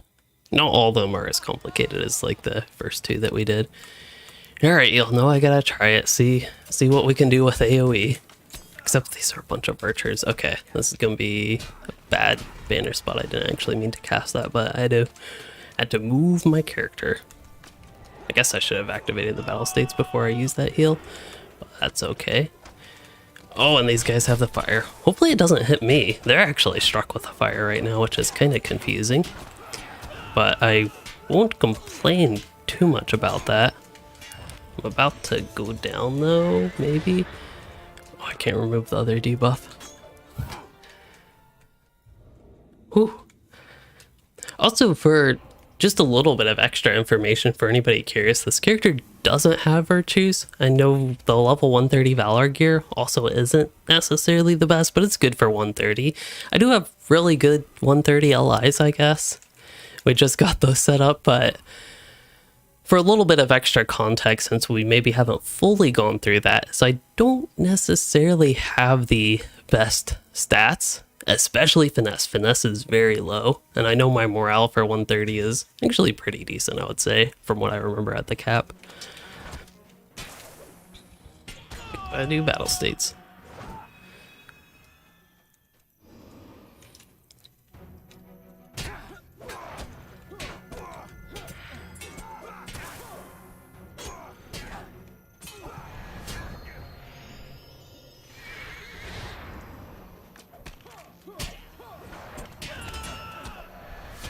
I thought I saw, yeah, I was gonna say, I thought I saw somebody shoot at me.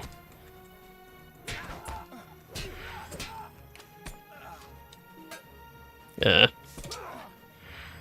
It's a little funky landscape there.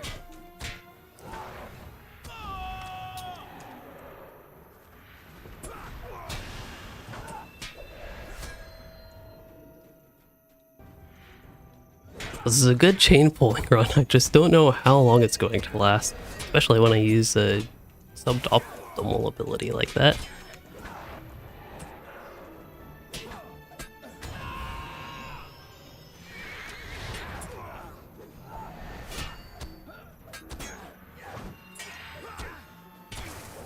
I don't know if I'm gonna last this one. Let's see. If I really keep up with Rallying Cry and pay attention a little bit to what's going on, I'm not dying as much as I'm getting used to the captain again. Even just outside of, say, improving my damage, but actually doing things that are actually meaningful for survival because I don't have to pay attention to like every single ability I use perhaps quite as much as before.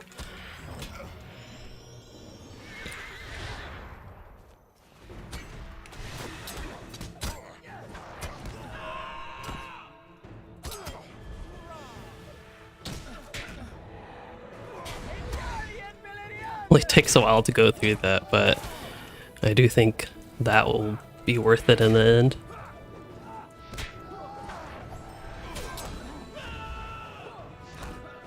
And just for good measure, let's knock this guy out. Except I left myself without being battle ready, unfortunately.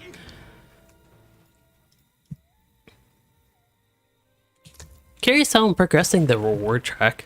I'm level 7. Shows you how much I've played a character that can progress the reward track the past however long the season's been out.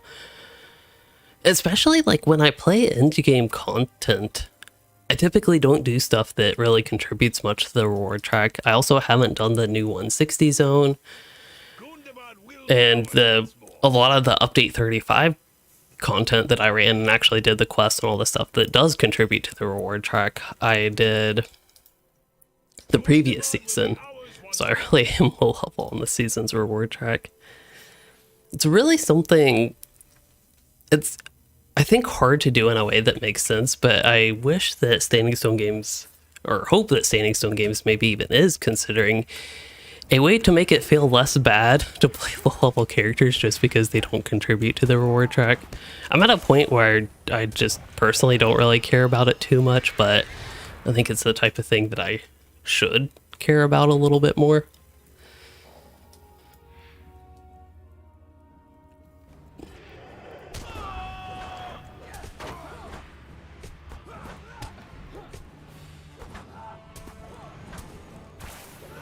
Just out DPS the heal.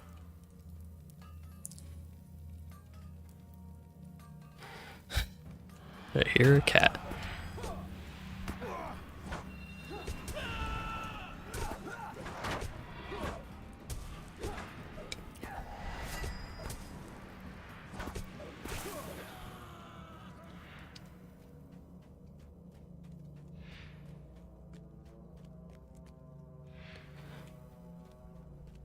For some reason, I feel like I've done a lot more than 3 out of 8 of these.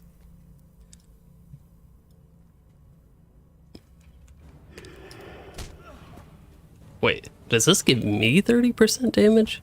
Oh, increases their offense, okay. See, the Herald, though, he's putting up some damage there. And I don't know if this will interrupt me if I try to do another one. Oh, there we go. I almost got done with the induction.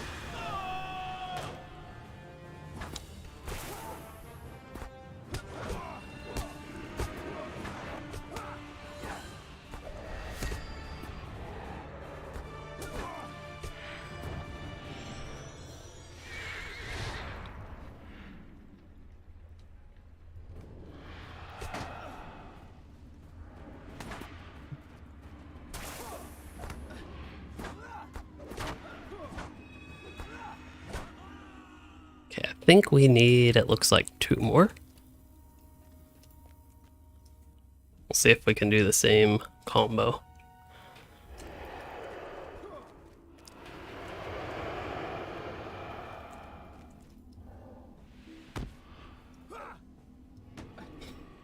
All right.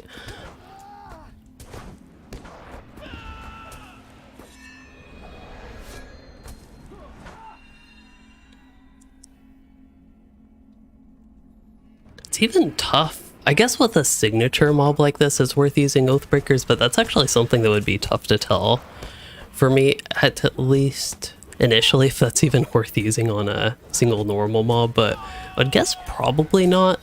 Maybe with the difficulty system, it could change up a little bit, but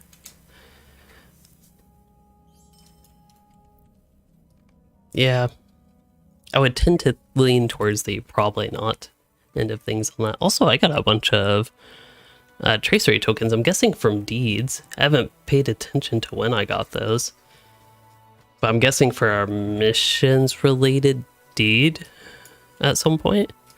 But those are non-level specific ones, so they're being saved for Umbar then. No, I think we're about halfway through with these missions. They're kind of okay. Obviously, I think that the gameplay is more engaging, but this is the type of, like, this is the point where I wonder if it's really worth playing on the increased landscape difficulty if I'm just trying to progress, because while I do find the difficulty system fun, that's why I'm playing it so much, and even prioritize playing with the landscape difficulty over playing like just something else in the game. It's the type of thing that does slow your progress. So if you're just looking to make progress, like if I were just looking for XP on this captain, I don't actually think it would be worth having this up. That said, you do get 20% extra monster kill XP, so maybe that does help even things out, but the killing would be a lot faster without it, I imagine. Wonder how much damage Gallant Display does tier up to. That's something I haven't paid too much attention to, but it looks like, I don't know if the icon changes like it used to. But yeah, it looks like it just reset to tier 1 there, which was about 3rd damage, so maybe it gains 100% plus, not like multiplier, but not doubles in damage, but gains 100% base damage each use. Perhaps. That was terrible combat.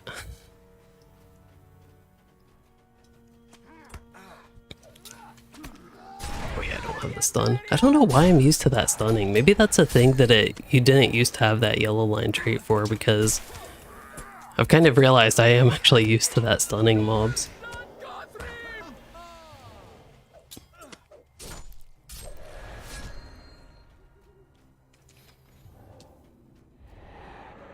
Alright, I do have my herald out.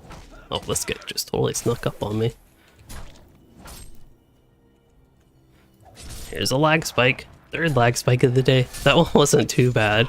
And especially in the grand scheme of things, I think it was actually very... Oh, these are summoning more mobs. That does not combine well with the difficulty system, them summoning more mobs.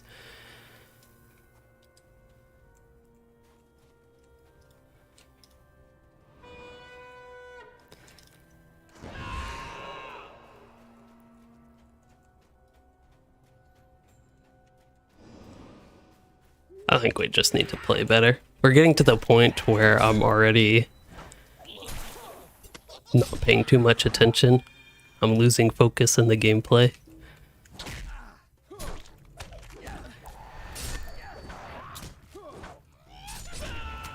Probably a combination of mental fatigue just from the day in general, but also from going through all this progression on the captain and relearning the spec at this point. Relearning the spec and the class, really.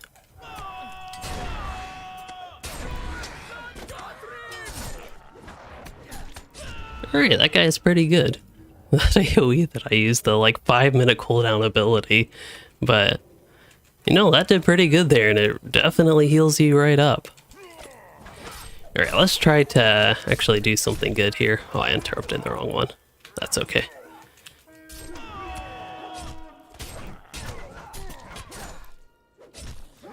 Didn't mean to Shadow's Limit, but it'll be fine. Okay, that was a much better, I guess, defense against the counterattack.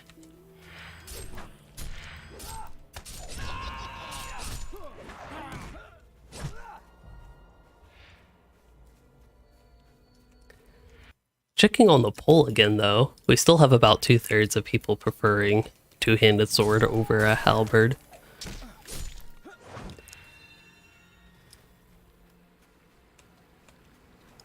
Okay, this is actually a pretty massive group here. I don't think I have any of my big AoEs, so first off, let's try to interrupt that guy real quick.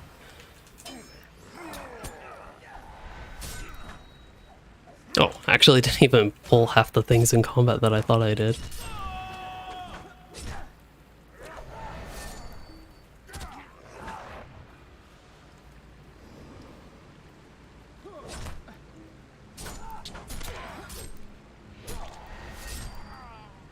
That was pretty smooth.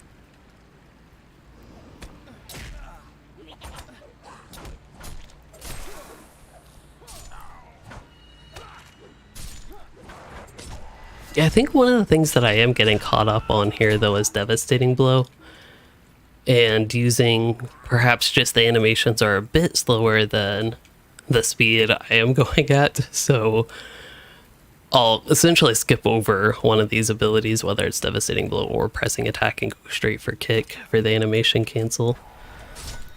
Or interrupt in some cases. I actually do try to use it for that.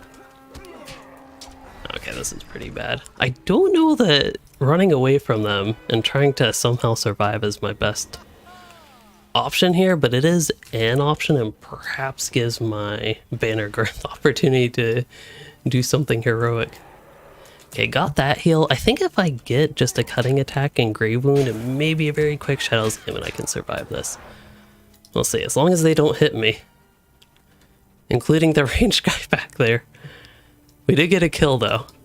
And if I get this, that should be a little bit of a better heal. Let's see, do captains have crowd control? This is the opposite of like the captain class fantasy, running away from a goblin. And we got the Eye of Sauron, perfect. I did my buffs, but they, oh no, we're running into the archer. For some reason I thought I was safe to run back. I don't know where my herald went, did he die? We almost pulled that off. But it's kind of interesting in the, say, more difficult missions, like, I mean, normally this one wouldn't really be that difficult, but with all the effects going on, I think it ultimately becomes one of the more difficult missions with the landscape difficulty. But interesting to see how certain situations are really, the like level of difficulty increases so much more in situations like this than just fighting a single mob or even some cases a signature. This particular one just is not meshing well with this captain unless I actually execute things in a little bit of a better manner, maybe to start, not starting with Shadow's Lament like that and not lagging like this. It would be pretty good. Come on, stop lagging. I want to interrupt him. And see, this is just one of those situations where it makes it seem like lag is really bad, but it's really just very inopportune time for the lag.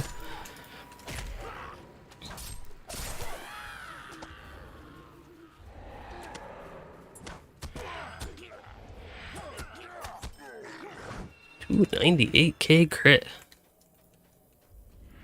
I mean, I'd one-shot one of these goblins. Hard to complain about something like that.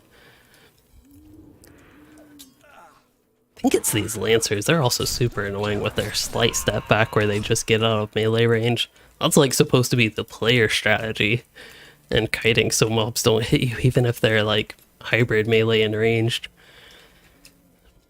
Don't they know that mobs are not allowed to employ those tactics? It's effectively cheating.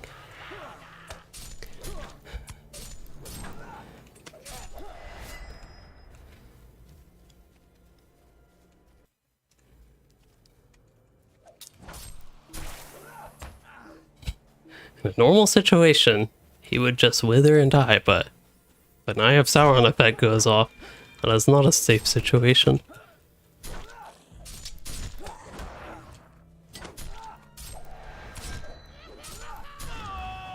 Oh, wrong one.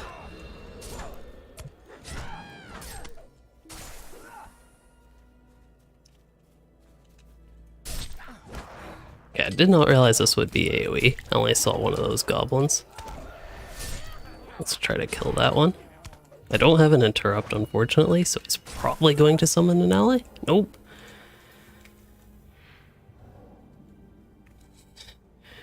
Yeah, I'll go ahead and use this tier 2 morale potion. Give me 100 health. Yeah, I think we can take all 3 of these guys on at once. 4. Never mind. Here, I'll use my big cooldown. It's time for it. Oh, I'm not battled ready. Oh, I didn't use Time of Need. For some reason I thought I did, but really the heal with a 5-minute cooldown skill, assuming you can actually survive to get the heal, unlike a couple of the early times I used it, really is pretty big. Not battled ready again.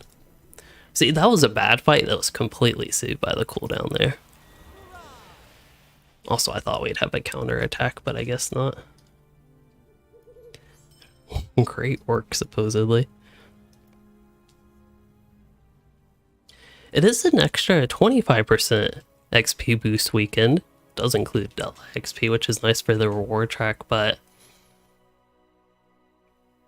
yeah, this character is kind of leveling up nicely here with the missions. I know I do have the blue bar XP, but I guess it's good to see that missions can give a bit of decent XP here, even though we are running through them kind of slowly.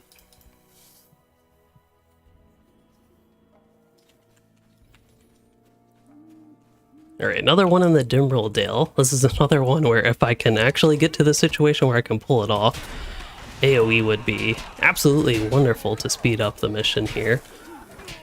But I have to survive. That is the big key. I also didn't use Shadow's Lament. I completely forgot about that part of the puzzle there.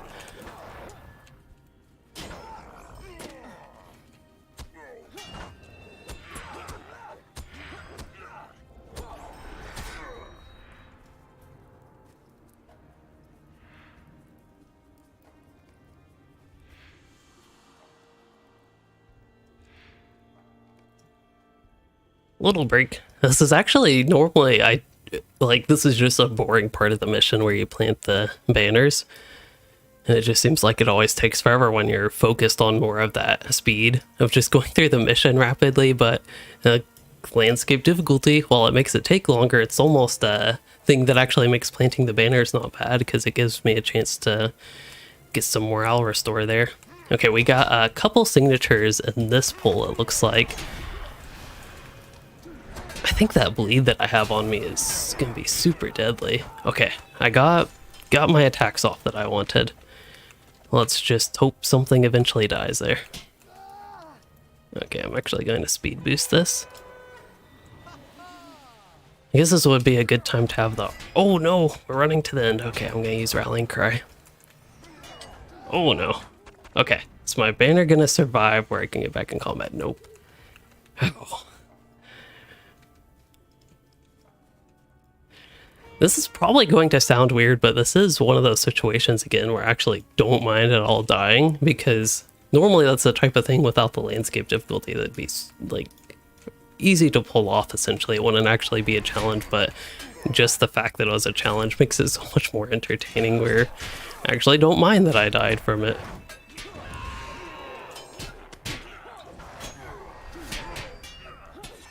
And I think I could have survived if there wasn't the invincible wall, just because of the mission. Also, maybe I should use Telling Mark more, because I think I can get 3% max morale. I don't know the tick rate on that, though. I don't know if there's a limiter for how many times that can trigger a second. Maybe the trait describes that. No. It just says, when this enemy strikes you. Okay, so it's not when you strike them, it's when they strike you. Seems like the Berserker is one that would strike me a lot. But that's when I get the heal, so they're in a sense healing me for dealing damage to me. But doesn't matter because I die anyway.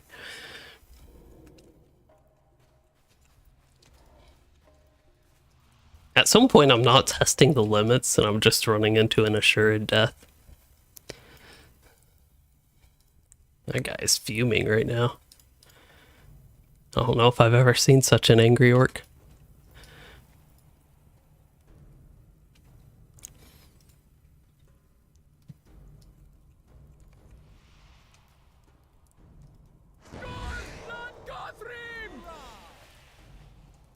Also forget, control 1. 10-second mitigation buff, but that's still a mitigation buff. This is a really terrible start to this fight. We'll see if I can salvage it here.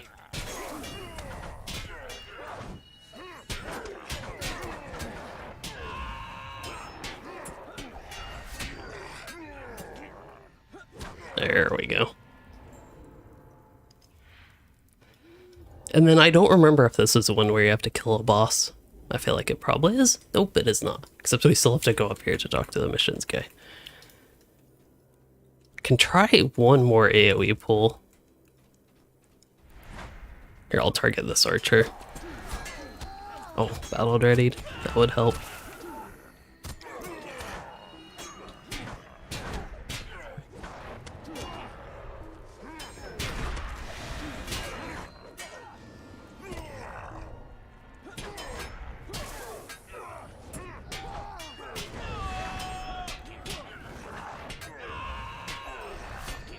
That was definitely a smoother fight.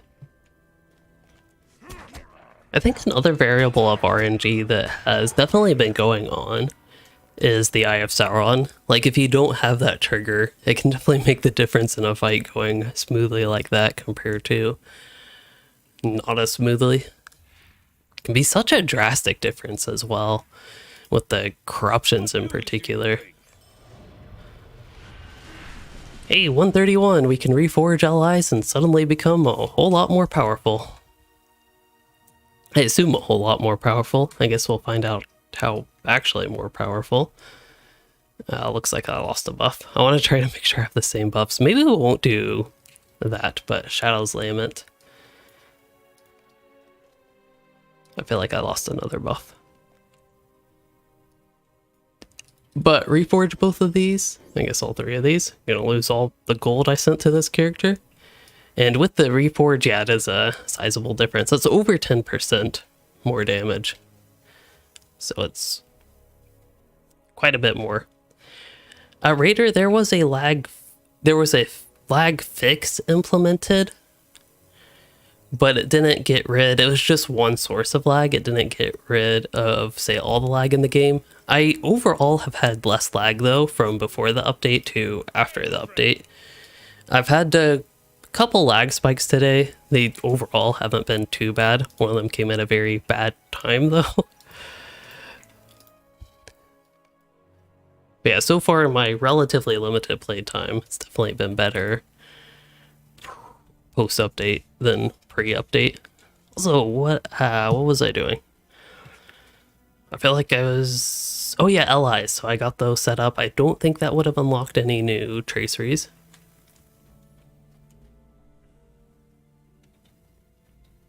I think I'm all set with 131. I'm kind of curious though. This is something I haven't really looked at in a long while, but I'm curious if the Matham Hunter's armor has any scaling with the 131 level bracket. Oh yeah, and missions. Specifically with me running missions here, it's actually kind of interesting. An old issue with them that I'd run into is mobs would take forever to appear. But so far, in these missions at least, that has not happened. I don't remember it being much of an issue in these missions, these specific missions, but I know it is an issue in some other missions. But I don't know if that has changed much with the update. 131, so it's 438 item level, so it's a little bit higher item level than I have. And it's possible that one of these will have stats that I want. That one has finesse. So far, the pants are the winners. Usually the helmet has good itemization, except that's going up against a teal one that doesn't have horrible stats. That is a good bit of fate, I will admit. Normally fate's something I don't care about, but when it's that much, with all the little things it gives, in particular crit and finesse and tiny bit with the tactical mitt, I think that's enough to outweigh the finesse from the helmet.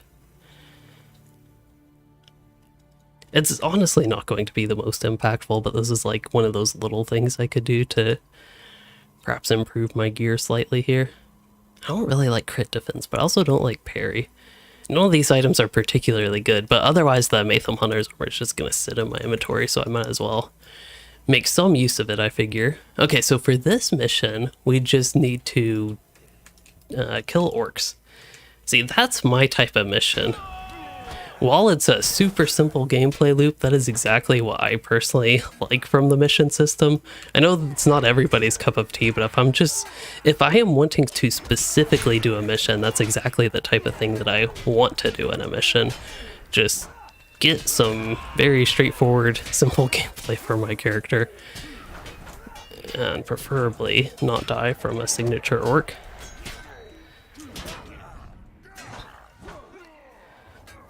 I feel like my gameplay today has given a lot of lessons on how not to play well in LOTRO. Oh, we need to be in battle readied. Okay, we gotta get him before that effect goes off, and we did not.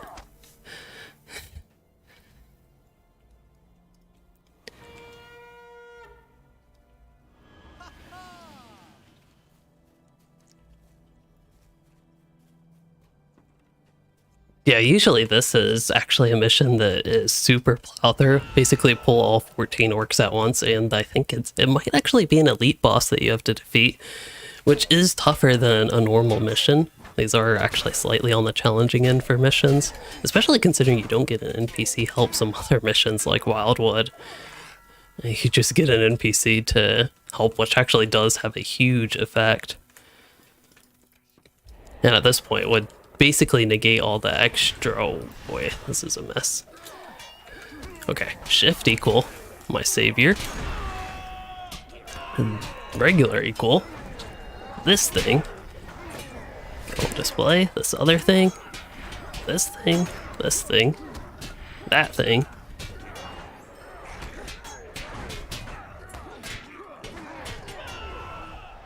I really have a way with words in describing what I'm doing.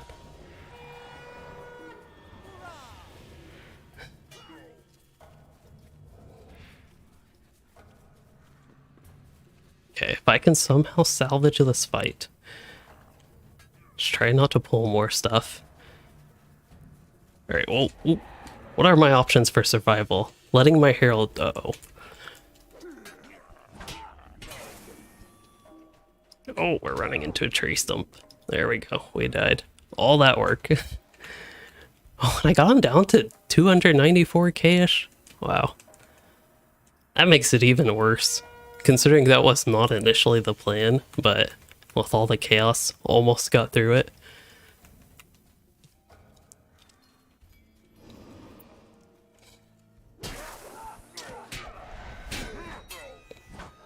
Eventually enough button mashing will actually hit the right button. Okay, we'll forget that fight ever happened. That fight actually felt worse than the previous one where I died just because I did so terrible there. Okay, I don't have any of my cooldowns, but I really do think that we could take on both the signature and elite, but the signature's kind of walking away, so we'll not deal with that if we don't have to. Although I think we're about to have to. And he's about to get a corruption. Okay, that is my archer doing the induction. And this guy is tanky.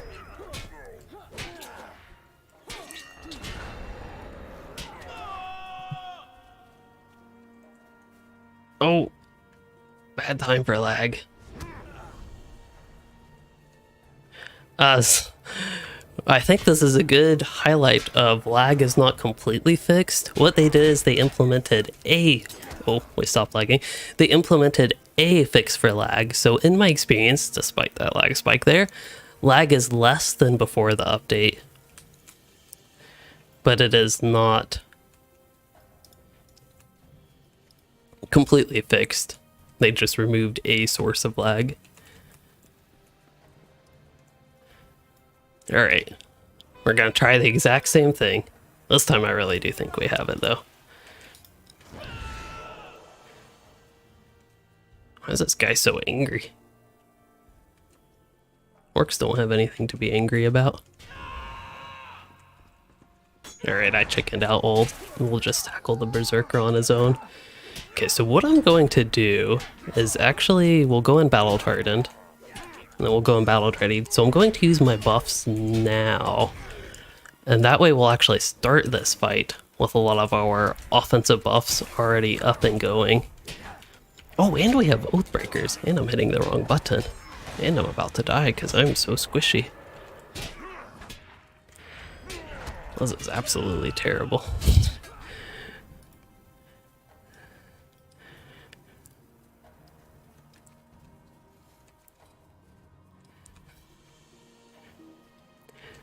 That was so close, but that was just so terrible at the same time. I could use one of my potions. I mean, I have 25 of them. I also have some other potions. Those I don't have as many of.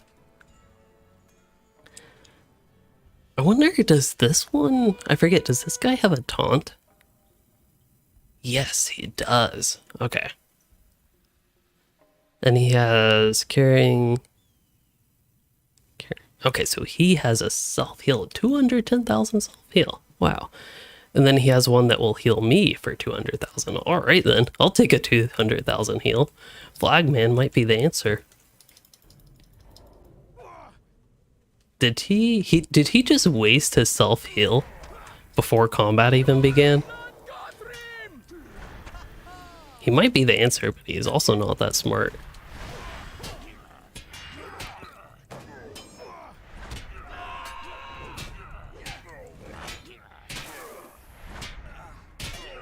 Yes, Flagman. Wow, I'm using these abilities in a terrible order. I don't know why, but I'm just suddenly playing this character very terribly against this guy. His taunt's not off cooldown.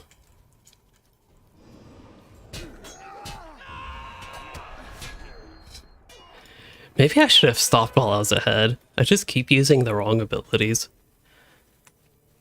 Yeah, I am thinking the same thing.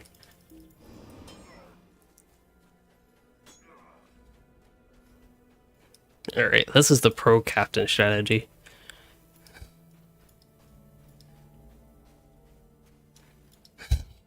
Run away. Oh, he's almost caught up.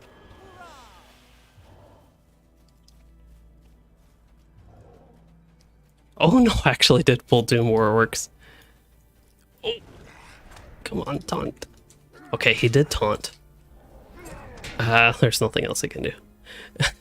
So this guy he's already tough. So he's like an elite mob, which normally is no problem in LOTRO, but I not only am not playing Captain all that well, and this is my first time seriously playing Captain after the revamp, but I'm also playing on tier 3 difficulty, which with an elite mob like that, with all the extra effects that go on with the increased landscape difficulty, it just makes him that much tougher. When again, he's already actually a really bulky mission mob.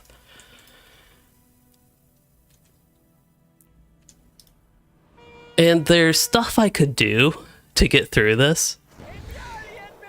I think a lot better, but I am also just for some reason playing terribly right now. Things are not clicking well. Maybe I need a break from this mob. I'll give it one more try, and then I'll just go around killing random orcs if this time it doesn't succeed. But we're going to unclick all those, and I'm going to send him in. We're going to let him get aggro. So what is...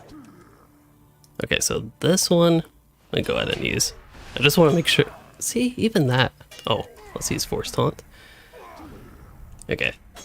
So that supposedly lasts until you're out of combat. Oh, only 15 seconds maybe. Okay, never mind. I was gonna say I didn't think it worked that way. I was going super slow because I actually thought I had the time with that one, but clearly not.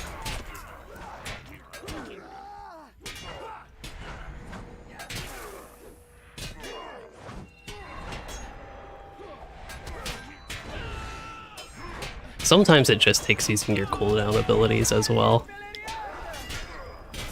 Okay, so that green area is going to heal him. And see, that's the difference with actually taking my time and make sure I do stuff well and use my cooldown abilities. I just need a little mental pause.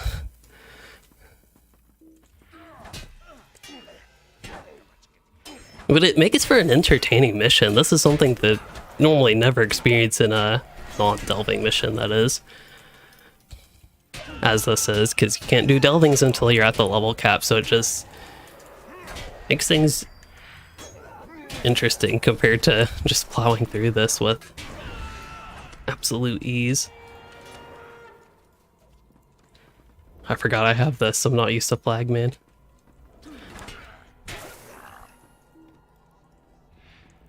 Attack.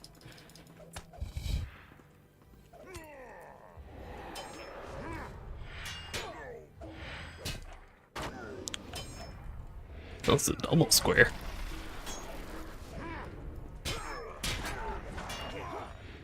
I applied the bleeds on him. Oh, and that's another thing to consider. My character's finesse is terrible, so like it's a little bit of an exaggeration, but it feels like half my abilities are missing.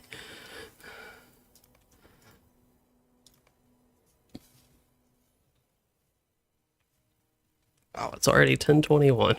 Time sort of flies, I guess, when you're... It's...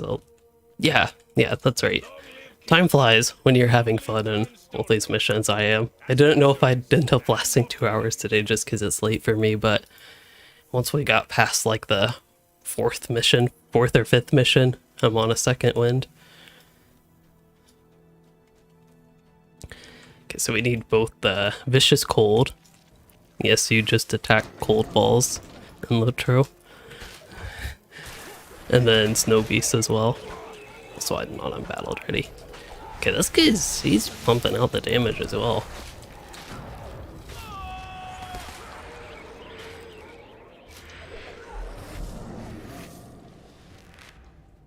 That was really high damage.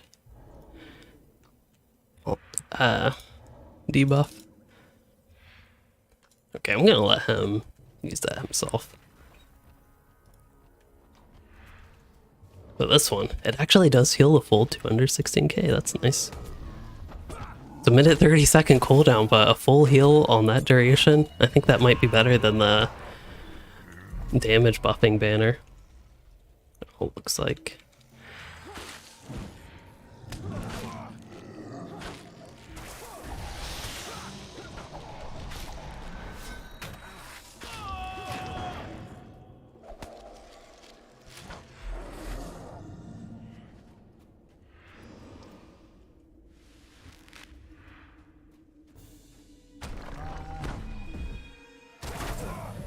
I don't think we're in combat with that other Vicious Cold yet. Okay, get him battled ready. Yeah, he evaded both of my big attacks there. Not very convenient. Cannot command pet at this time.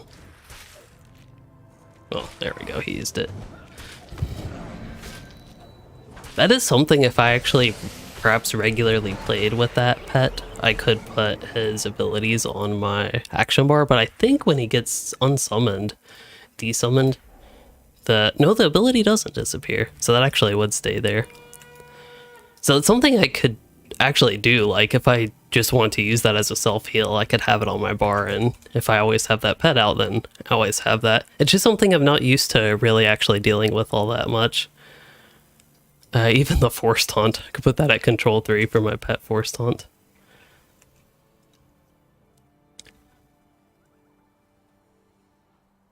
Defeat Winter by healing at it. Very hard. That really does have Old Man Yells at Clouds vibes to it.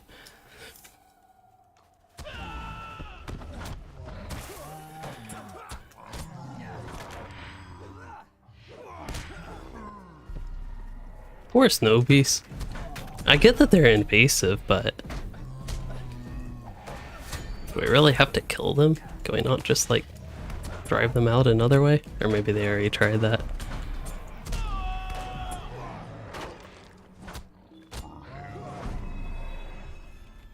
It's It's really crazy the difference, though, just an hour of gameplay makes with getting used to the Captain revamp. Like, I actually feel like I'm not too far away. Completely terrible now. Maybe a little bit terrible, but not completely terrible at it anymore. One more hill beast. I mean, yeah, one more snow beast. Hill beast, same thing. Snow beasts are just hill beasts that are snow instead of made of hills. And now, if we thought fighting that elite earlier was tough, we get to fight this elite master.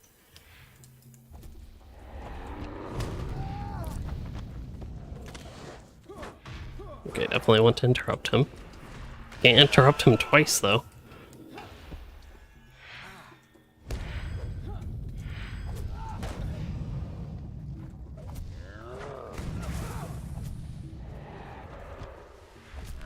Oh yeah, I forgot about my mitigation buff. It's just one of those that even after all this gameplay I'm not used to.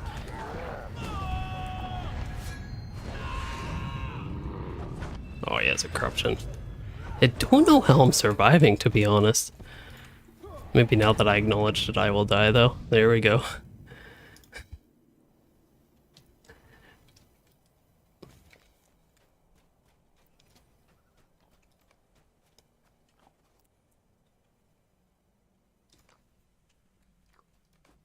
Hey, I have a Gundabad potion.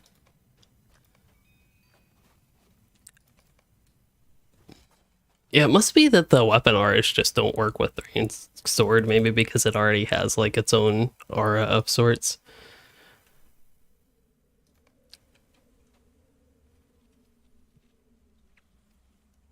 What are these gloves?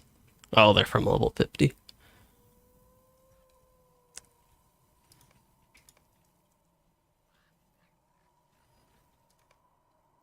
Ah, shield. That's a 130 shield. I'll go ahead and keep that. Then all these traceries are gonna get disenchanted eventually. If I ever get below the ancient script cap, those will get disenchanted. Wouldn't mind saving some of these heroes' weapons. I'll save them all for now. That means I don't need to save that purple shield. Don't need to save either of the purple shields then.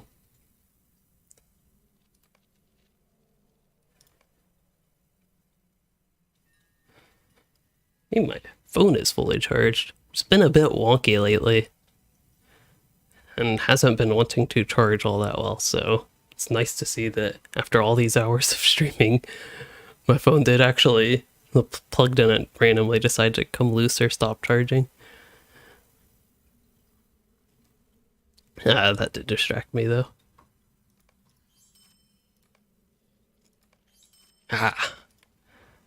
That is a very clean inventory for me. Giant country.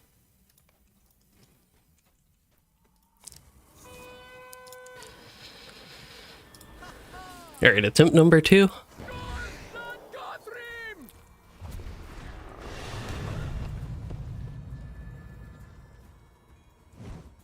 Oh, my pet's also stunned.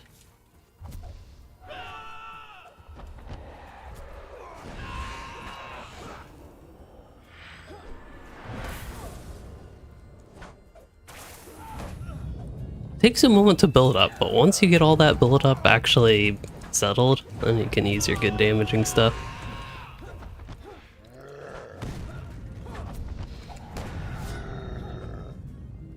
There we go. You only needed to get him down, I guess it looks like, not even halfway.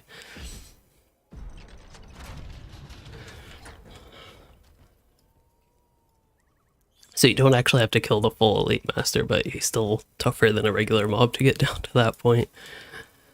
I think it's probably designed as if you were an elite, kind of like the previous boss that we killed. And then Wrath of the Frost Heart. That sounds like another wonderful one. Actually, this one is by... Yeah, it's so weird to me. This is a Erebor mission where they're all like either in the Dimrill Dale Ingmar area, and This one's like suddenly the one random one. Actually, there's one in Zarkle Saloon, but I guess the second random one that's in the War of Three Peaks area, pretty good and bad. Oh wow, I'm not dead. I saw my health go down, but it's actually 1.4k. The shock of being alive. I was so shocked that I stopped doing anything and, well, ended up dying.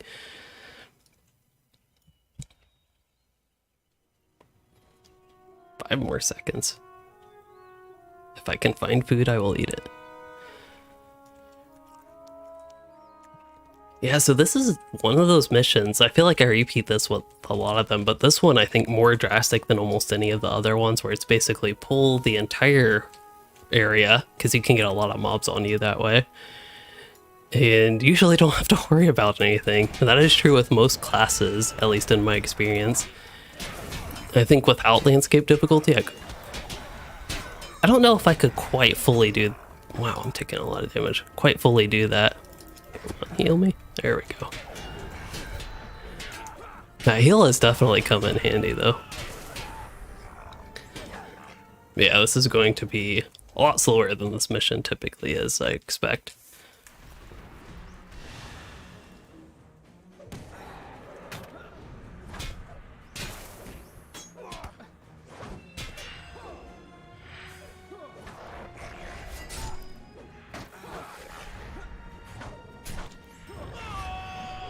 I feel like I dished out a ton of damage, but still took him forever to die. This is one of those situations where I just run in here. I'm low on health. It's not a safe thing to do. You know, I'm gonna do it anyway.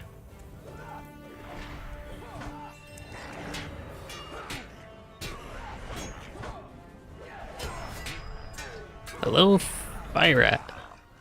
Rat? Fire rat?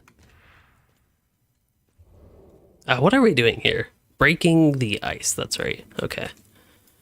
Still, we gotta go through a lot to get there. I'll have a little bit of a break with just this cold whelping. Maybe a break. Then this little dude's doing damage to me. Alright, I think we'll tackle this camp on the right, and no idea where that dude came from, but better now than in the middle of another fight, I suppose. Okay, his frost breath is pretty strong. There we go. Oh yeah, Captain definitely improved a lot with the new allies. That was a huge upgrade for this character. I mean, I was really struggling.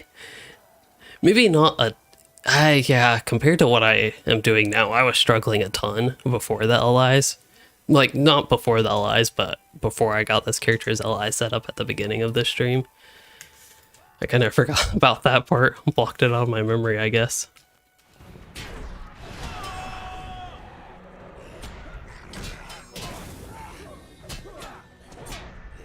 Oh, I didn't use Shadow's Limit, that's okay.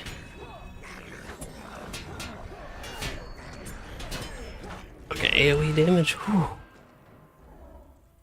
Oh, we have somebody. You are the... Actually, two people. So far, I know two people have commented that they like halberds. Unfortunately, that seems to be towards the minority. But yeah, I think that exact fight would have been super tough back when I was using one-hander and shield and didn't even have my ally set up. Could use hope tokens and all that sort of stuff. Help me a little bit more. I don't expect this fight to go that well, to be honest. I'll try to not use my cooldowns. Like my big 5-minute cooldown, I mean. It also doesn't help that I'm kind of playing terribly. Okay, I'm gonna use my big cooldown. Never mind, I'm gonna die. I'm gonna use my big cooldown and die anyway.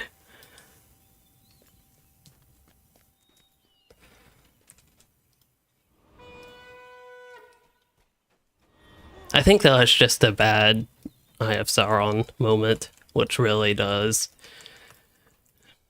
It turns up the difficulty to another level.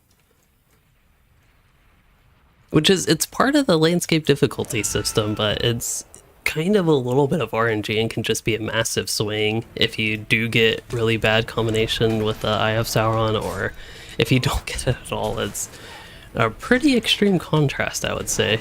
I also don't have battle readied up. Oh wow, I did not even see him, so I did not see an induction bar or anything for him to use Frost Breath, but like my reaction was so slow there when I saw him and actually like registered that I saw him. Ghost Archer pet. I don't have that cosmetic, but I know the one you're referring to. And so the reason I have the Herald of Hope out is mainly because the Archer with landscape difficulty doesn't really do that much damage, at least in my experience.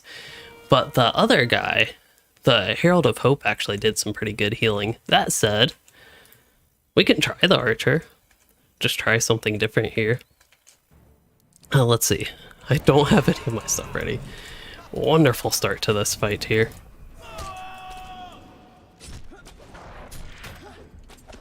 Some actions are still really slow on the captain though, post-revamp. That is something I'm starting to notice a little bit more now that I have like, yeah, my foothold with the gameplay though.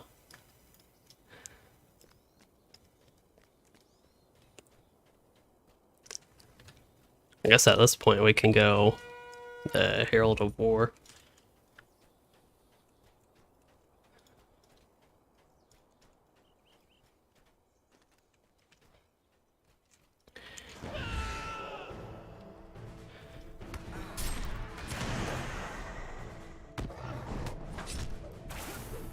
I could actually work on dealing with the little mob first, but it's so much less exciting. But if we keep having this trouble, I will definitely do that. How far can I go? See, that landscape blocking stuff really gets in the way. Oh, I see he had the Eye of Sauron mitigation there, or corruption. So I had no chance to get like one of my really big crits on him to kill him at that point. We will get this streak. There's no way this guy can be tougher than the elite from earlier. Those invisible walls are like really messed up. Okay, so what do we have? We have one cold whelpling and one drake. It's not that bad. I haven't noticed the hobgoblin pulling, but maybe they have. I could try that. But I think at this point I'm just going to go ahead and even fight the whelpling myself. Hello, target? Apparently not, but... Ah, that's that effect. I should have had that. I thought that induction might have been the Frost Breath. Also, I don't know if it's just me not seeing inductions. Or if... Aha. That would probably help. I was going to say, or if those are actually not inductions. We can try the Archer again. Again, the Archer at this point, and with landscape difficulty, doesn't really do that much damage, though. But might as well give it a try. Again, last fight should have been no problem. This is a lot of me just playing badly at this point. Actually, I should have had the Archer probably go on the giant drake.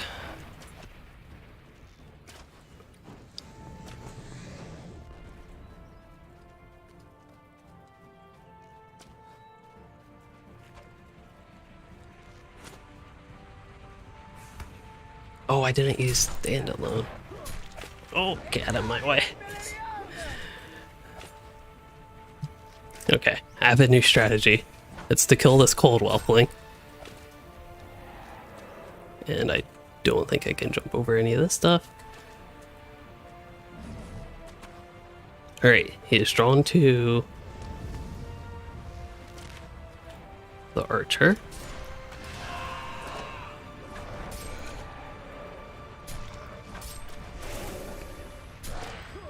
I think that wall is doing a lot of damage to me. Oh, that didn't trigger. We're getting lag. What a bad time for lag. As if there's ever a good time for lag, but sometimes there are extra bad time for lags. Like right now. Well, we killed it in the middle of a lag spike somehow. And now the potion finally triggered.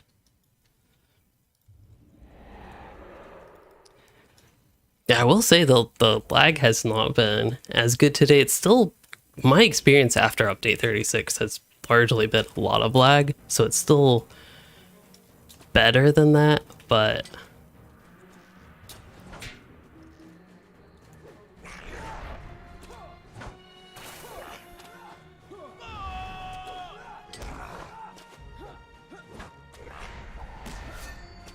that was kind of a bad combo, but it worked. Yeah, the archer, I mean, we did get through it with the archer. That was a terrible fight, but we got through it. I guess it's hard to really call it terrible. That was the time we succeeded.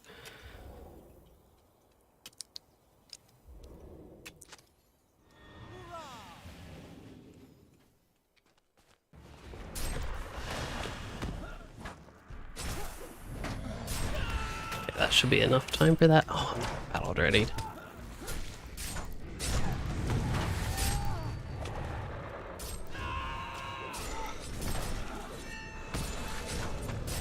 Whew.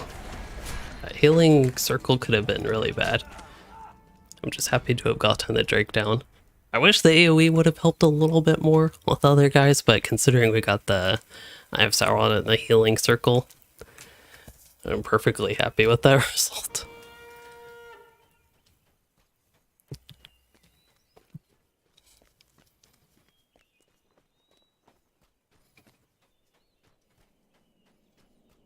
See if I can play one-handed. Usually if I play one-handed, it's with my left hand.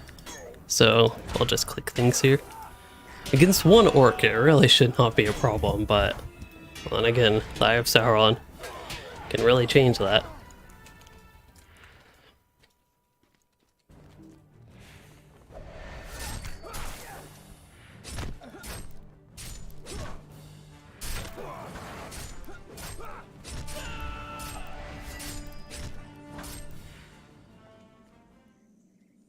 How can I backpedal for victory in a slow pull like that?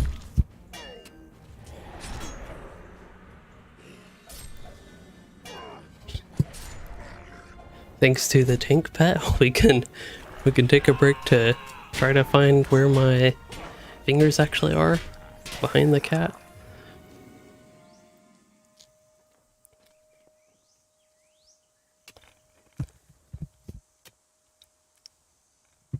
I make you miss LOTRO. Well, it is a free-to-play game. You can potentially always play it, unless you're just unable to play. I still have a lot of fun in LOTRO. Especially with the landscape difficulty, which is making this a lot tougher than it normally would be. Ah, you're taking a break now. I also definitely get that with breaks from LOTRO. I've had until maybe a couple-ish weeks ago. I just hadn't played much, I guess, throughout, it seems like April, May, even a little bit the start of June, but it's not like I had one big break for that entire time, but just hadn't played quite as much throughout that duration. Anyway, we got this mission done. Took way longer than it needed to, but we got through it somehow. I think it was all thanks to Piper. As soon as she started getting in the way, we improved.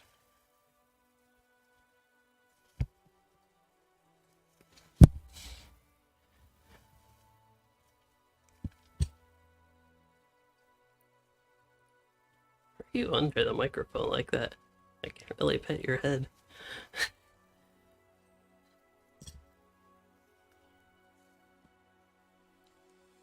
Looks like my stream is lagging. Wonder what that's about. Why do I have encoder overload? GPU is not even hardly being fully utilized. Same goes for my CPU, but I'm encoding on the GPU. Huh. Seems better now. Oh, that was the last one. Wow. And what did I get for all that? I got loyalty up to level 3. That's not really the worry, but that's kind of funny. As far as what next, I kind of didn't fully realize that was the last mission, but that is pretty much all I had for this stream. I didn't even know I'd get through all those, but I did. We can now use the Karam Umnar frame somewhere here. I'm not a big fan of that one personally, but there's a lot of these that I'm actually less familiar with because usually I use Blaze of Hope. That one's just so nice, clean, and simple that it's definitely my favorite. But I haven't fully checked out a lot of these other ones, or at least don't remember what they all look like. Black Gate isn't bad. It's kind of hard to see, but I gotta go classic Blaze of Hope. That's still my favorite frame. Anyway, I think with that, I have pretty much covered all that I intended to with this captain. Well, despite the late start to the stream, did get through everything that I wanted. Got my legendary items built out with the two-handed sword and the emblem. I still don't have a pocket item, but also got his, well, I already had his trait settled actually, so didn't really have to work with that. But the big thing was the allies, and I actually feel like I am fairly comfortable with Redline Captain gameplay now. So that's, I don't know, for me, just really nice to have that and be settled on this character. He's in a position where if I want to level him more or just play him, perfectly available to do that. So really happy with the state he is in now, and I think it's a good point to wrap up. I hope you'll have enjoyed the whole, say, learning experience with the captain and just how it plays with Redline, some different strategies, balancing buffing versus bleeds versus direct damage, AoE, single target, all the such. While that last mission went poorly, not all of them went that poorly. There was a lot better stuff in the middle there. And yeah, the allies made an absolutely huge impact, which I guess was good to confirm, sort of. Anyway, I think that's it. So if y'all did enjoy, don't forget to like and subscribe. And thanks for joining, chatting, and watching, everyone.